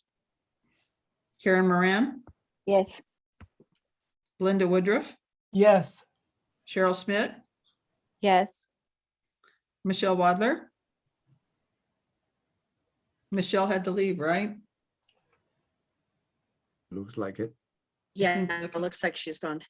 Okay, Chris Rowe? Yes, Shirley Kim's not here, right? that's right. Okay, Nina Royal? I think she's gone too. Okay. Cindy Claycorn? Yes. Okay, Mark Siegel? Yes. Okay. That's 15 yes, 1 abstain, and 3 absent. Thank you very much. You guys, we have done an incredible job of CISs tonight. We have done 2, 3, 4, 5, 6, 7, 8, 9 CISs. I'm going to ask for the record that we postpone items J and K so that I can continue wordsmithing these letters and get some more advice to make sure that they're the best version possible, and that way they can be given to the board members before the meeting so they can review them. Are there any objections to me doing that? No. Okay. Thank you, Lenny. Okay, we're trying to whip through this. We only got a couple more things. Item Thank 10, you. motion to approve. Oh, let's Yeah. get the hell out of here. Oh, got only a couple more things. Motion to approve February 9th, 2022 board meeting minutes. There was wording that was asked to be added. There was a sentence. Cindy, did you want to tell what that sentence was? No, I'm sorry, I see hands up. Kathleen, did you want to say something? Yes, it was about K. The reason that I had pulled out K was concerned that it wasn't just native species that they were dealing with as wild animals. They were including all wild animals. And I think that the preference needs to be given to the native species. That was all. So Okay. maybe you might want to consider that for your letter. I don't know. Okay. I Item will get an idea of what is they're getting. Belinda, go ahead. Oh, I'm you have a sorry. comment? I have nothing to say. Okay. You always have something to say. Okay, we're moving to item 10, motion to approve February 9th, 2022 board minutes. Cindy, did you want to make the statement of what was added? It was Claire's request that, those that were speaking on a particular item, and I apologize, I don't have it in front of me, but it's there and it's been included. So if you've reviewed the minutes and you don't have a motion yet, I will move to approve the February 9th minutes. I'll second. Okay, so I have a first and second. Do I have any comments from the community on this item? If not, raise your hand if you do. I don't see any hands. Go ahead. Board members, raise your hand if you have any comments on the item. One comment, and it is Cheryl. Cheryl, go ahead. Was it recently changed? Because I looked at the board packet and I The don't only know. thing added was that you spoke at the meeting also. It was in regards to the presentation on the censure.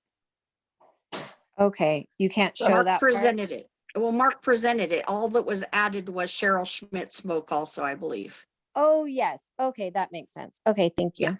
You're welcome. Any other hands? I don't see any. Carol, could we call for the vote, please? Okay, first, real quick, I couldn't hear who was second.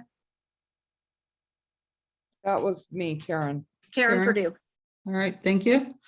All right, Lydia Grant, Yes. Lala Rowe, Yes. Karen Purdue, Yes. Ed Babakanian, Yes. Carol Hutchinson, yes, Lenny Freeman, Yes. Katie Travers, Yes. Trevor Schmidt, Yes. Claire Gordon, Yes. John Van Gunten, Yes. Karen Moran, Yes. Belinda Woodruff, Yes. Cheryl Schmidt, Yes. Michelle Wadler. I keep forgetting.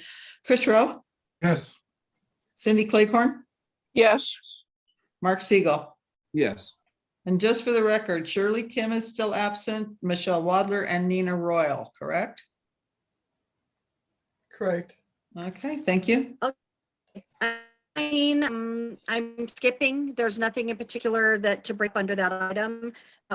20 is general public. So anybody in the audience or our attendees from our community that'd like to speak, go ahead, raise your hand. You can have 2 minutes. Hold on, let me get my stopwatch ready.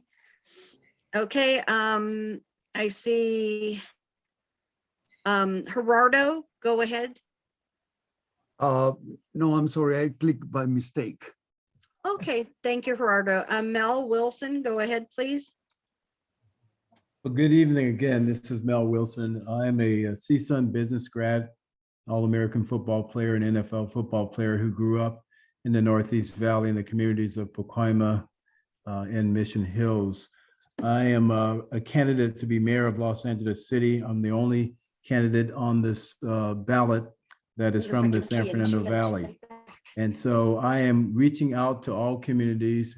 I have friends in nearly every zip code in our city, and I am willing to work hard to get the job done. As I mentioned earlier, 3 different mayors appointed me to the Metro Board, Mayor Richard Reardon, also to the Metro Board, Mayor Antonio Villaraigosa, to the Small Business Advisory Commission, Mayor Tom Bradley. I was president of the Pacoima Chamber of Commerce, and we got the first shopping center, which is still there on the corner of Glen Oaks and Van Nuys Boulevard. President of United Chambers of Commerce over the years, and president of the Board of Realtors here in the San Fernando Valley. So I have a lot of support, and I'm looking for your support. Please go to my website, melformayor.com, melformayor.com. You all deserve a medal tonight for all the work you've done. You've had some tense minutes, but you got through it, and I'm proud to work with you. Mel Wilson, thank you again. Mel, before you go, Yes. you neglected to say whether or not, since you're from Pacoima, were you a lowrider? Yes, I was. How did you know that? That's right. Okay, that's no right. back and forth on the public comments. And I had a Thank you, Mel. 57 Chevy too. I love that car. That does. Thank you. Okay, thank you. Going back to the agenda, are there any final announcements or board comments from any of the board members? Anybody have something they want Yes. to speak or This add? is- Okay, I see a few hands. This is Cindy. Go ahead. Really quickly, the 4th of July parade is coming up and the applications are out. So sign up if you want to ride in the parade. And I hope that you do. It's so great to have the parade coming back, and thank you to our Rotary Club for making it happen. Great. Cheryl Schmidt, go ahead. I wanted to remind everyone that this Sunday is Easter and there's the sunrise service. So that's Sunday, April 17th, up at the Cross. They've been doing it for 97 years. And if you want to catch the shuttle, it's free. Everything's free. It's at Foothill and Havenhurst is the shuttle. And the pastors say to get there between like 4:30 a.m. and 6 a.m., but obviously the earlier the better, because it's going to start, when the sun rises. And what's neat about this is it's about 6 different churches that all combine and put this event on, and it's up there at the top of the mountain by the cross. Foothill and Hillhaven. It's Hillhaven. Yeah, I was going to make that correction. Oh, It's- sorry, I was it's- reading what the pastor sent me. Sorry, thank you. No problem. It's Foothill and Hillhaven. Okay, thank you, Cheryl. Karen Purdue, go ahead. Yes, just to announce that now that COVID is waning, the t-shirts and shirts, polo shirts are in. I've been able to drop it off to some of you. If you're needing them within a week, you'll have to come pick it up. But I'm making my way around town and I'll try to get you scheduled if possible. Okay, that's it. Thank you. Also, I wanted to make a comment. Karen speaking made me think of it, and that is that we are getting the business cards ordered. There was a problem with the phone system and people changing what they wanted on their cards, so they should be just about ready to go ahead and order. Correct, Karen? That's correct. Okay, so Kathleen, your hand is up. Go ahead, please. I just want to add that for those of you who didn't know it, the Easter sunrise service for Sunland Tujunga is the second oldest in the United States. Wow, thank you for sharing that. Okay. Yeah, that's very good information. Okay, so does everybody want to stay longer, or do we go ahead and Gerardo has his hand up. Do we want to? I called on him, but he said he put it up accidentally. Gerardo, do you Yeah. want? Gerardo? I just want to say to Mel Wilson, Yes. be prepared for questions about the high-speed rail, because I will be the one asking first. I don't like it. Okay, good. I don't think anybody Okay. likes it. All right, So well, thank you. Guys. Thank everybody for hanging in there so long. I apologize that the meeting went so late. We got a tremendous amount of work done. And as always, I so appreciate having all of you in my life and being part of such a great community. And again, thank you all. Meeting is adjourned at 10:31. Thank you, guys. Lydia. Have a great holiday. It's Miller time. Happy Easter. Happy Easter, everyone. Happy Easter to everybody. Happy Passover. Yeah, happy Passover. Amen, amen, amen.